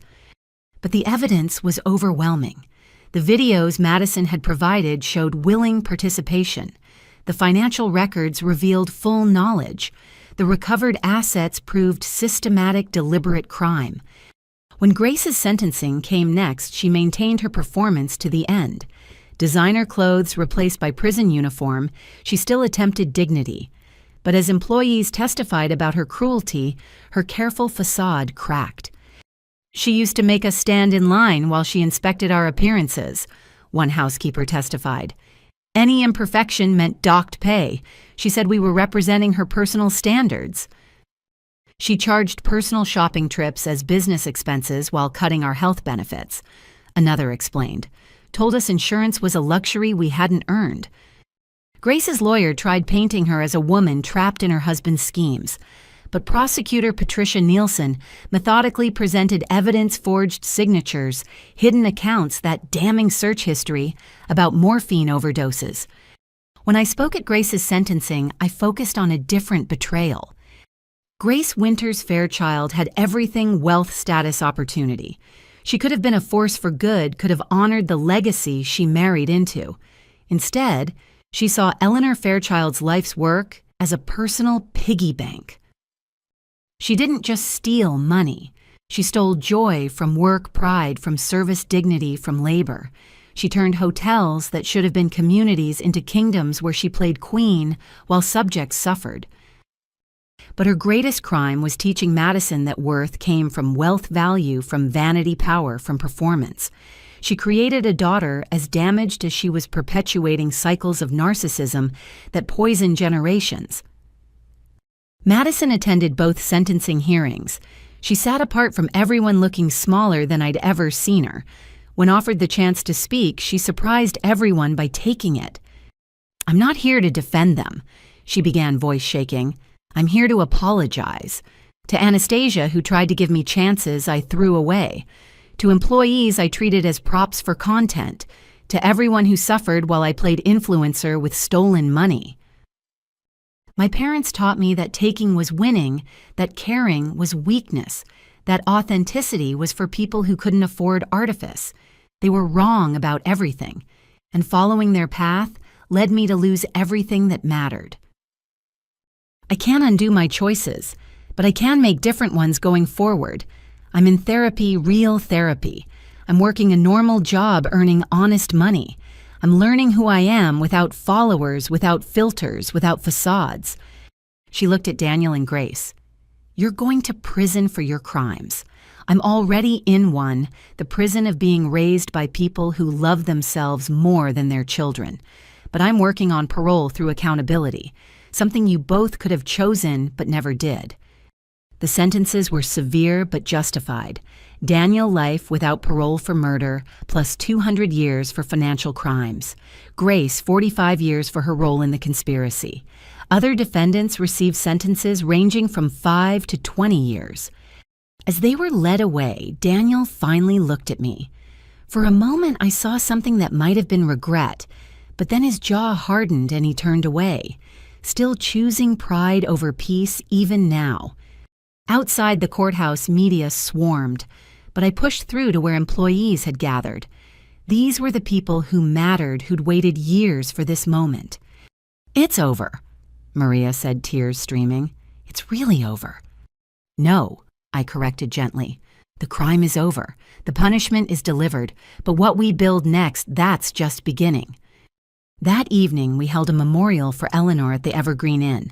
Not a service we'd done that years ago, but a celebration of justice served and futures reclaimed. Employees shared stories of her kindness. Former colleagues remembered her vision. Industry leaders acknowledged her pioneering spirit. I spoke last standing in the garden where everything began. Eleanor Fairchild believed business could be noble, that success meant lifting others, that legacy lived in lives touched, rather than dollars accumulated. Daniel betrayed that belief. Grace corrupted it. Madison marketed it without understanding it. But we lived it. Every employee who stayed honest despite temptation, every manager who chose service over selfishness, every guest who experienced genuine hospitality. We're Eleanor's legacy, not despite the darkness, but because we chose light. Today's sentences don't bring her back. They don't erase 7 years of exploitation or undo damage done, but they affirm that choices have consequences, that justice exists, that building beats destroying in the end. So tomorrow we continue building. Hotels where everyone matters, communities where business serves, futures where children of employees have more opportunities than their parents dreamed. That's our justice. That's our revenge. That's our love made manifest in measurable ways. The gathering lasted past midnight. Stories shared tears, shed bonds strengthened. Madison approached as things wound down, hesitant but determined.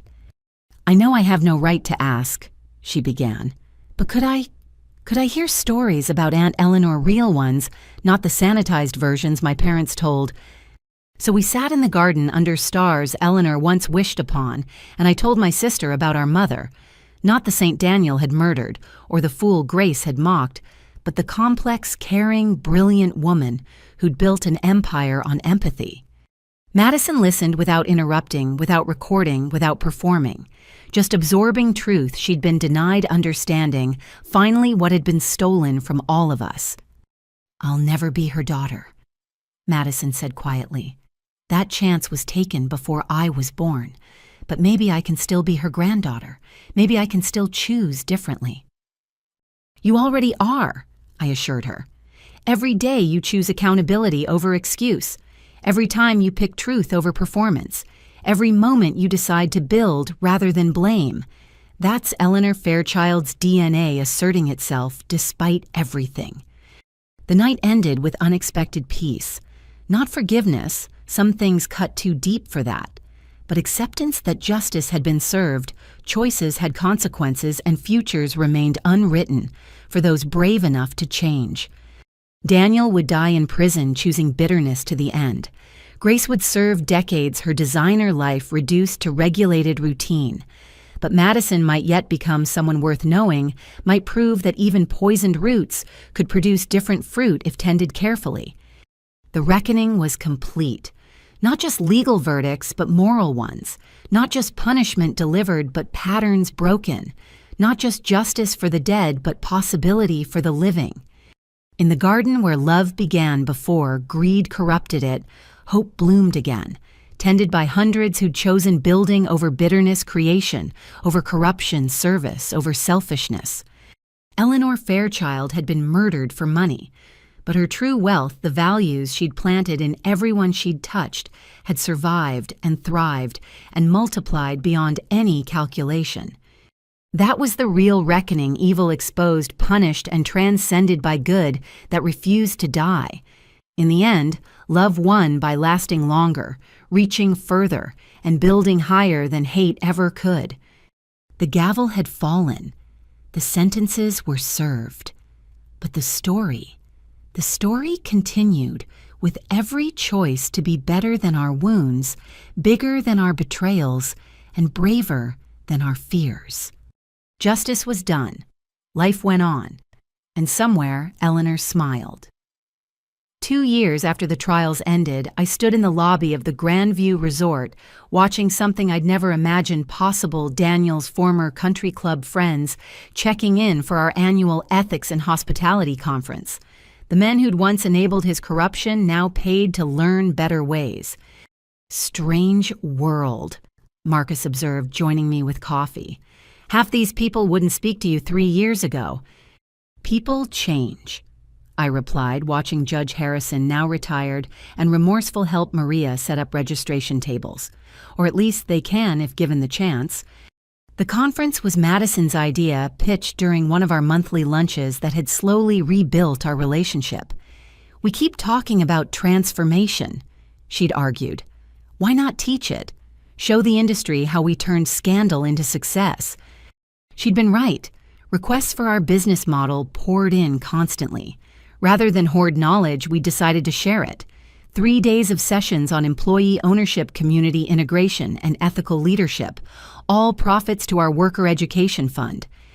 The opening session filled the ballroom where Daniel had once held court. I recognized faces from across the industry, competitors, journalists, academics, even government regulators studying our approach. Welcome to what my mother would have called revolution through room service. I opened, getting laughs. You're here because you believe business can be better. We're here to prove you're right.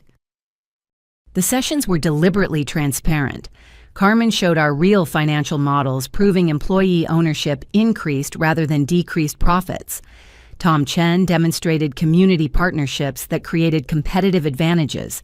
Madison presented digital strategies that built brand through authenticity rather than artifice. But the most powerful session was the employee panel. Maria, now part owner of the company she'd once cleaned for minimum wage, spoke eloquently about dignity in labor. A young manager who'd started as a bellhop through our education program described opportunities that changed his family's trajectory. Even former employees who'd left for other opportunities returned to share how our values had influenced their new workplaces. The Fairchild model isn't just about hotels, one concluded.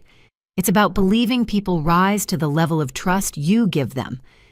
The conference's final dinner was held in the garden my mother had designed. Senator Patricia Chen, who'd once investigated us for antitrust concerns, now delivered the keynote as our biggest advocate. What Anastasia Fairchild and her team have built isn't just a business success, she told the assembled leaders. It's a blueprint for capitalism that serves rather than exploits. They've proven that treating workers as partners rather than costs communities as stakeholders rather than resources creates sustainable success. And they did it, she continued, not from privilege but from persecution, not through inheritance but through intelligence, not by destroying the old but by building the new. If they can transform betrayal into benefit, what excuse do the rest of us have? The applause was genuine, but I was already thinking ahead. Success had brought new challenges. Other chains were poaching our trained employees with high salaries. Competitors were copying surface elements without understanding core values. Some investors pushed for faster expansion, bigger returns, compromising the careful culture we'd built. We need to think bigger, I told the leadership team that evening. Not just more hotels, but deeper impact. What if we created an entire ecosystem?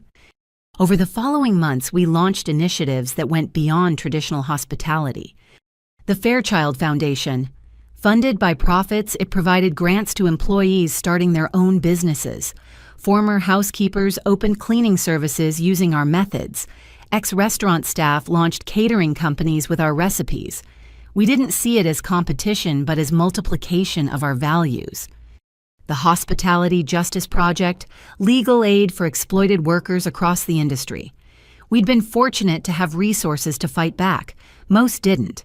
Our lawyers took cases pro bono, recovering millions in stolen wages for workers at other chains. The Eleanor Fairchild Institute, a full university partnering with state schools to offer accredited degrees in ethical hospitality management, free for employees' children, affordable for everyone with curriculum based on our practices. But perhaps the most meaningful development was the Industry Ethics Board Madison proposed and now chaired. Former competitors sat together monthly, sharing challenges and solutions. Properties that met standards received certification that guests increasingly demanded. We're not just running hotels anymore, Madison observed during one board meeting. We're changing how business thinks about itself. She was right.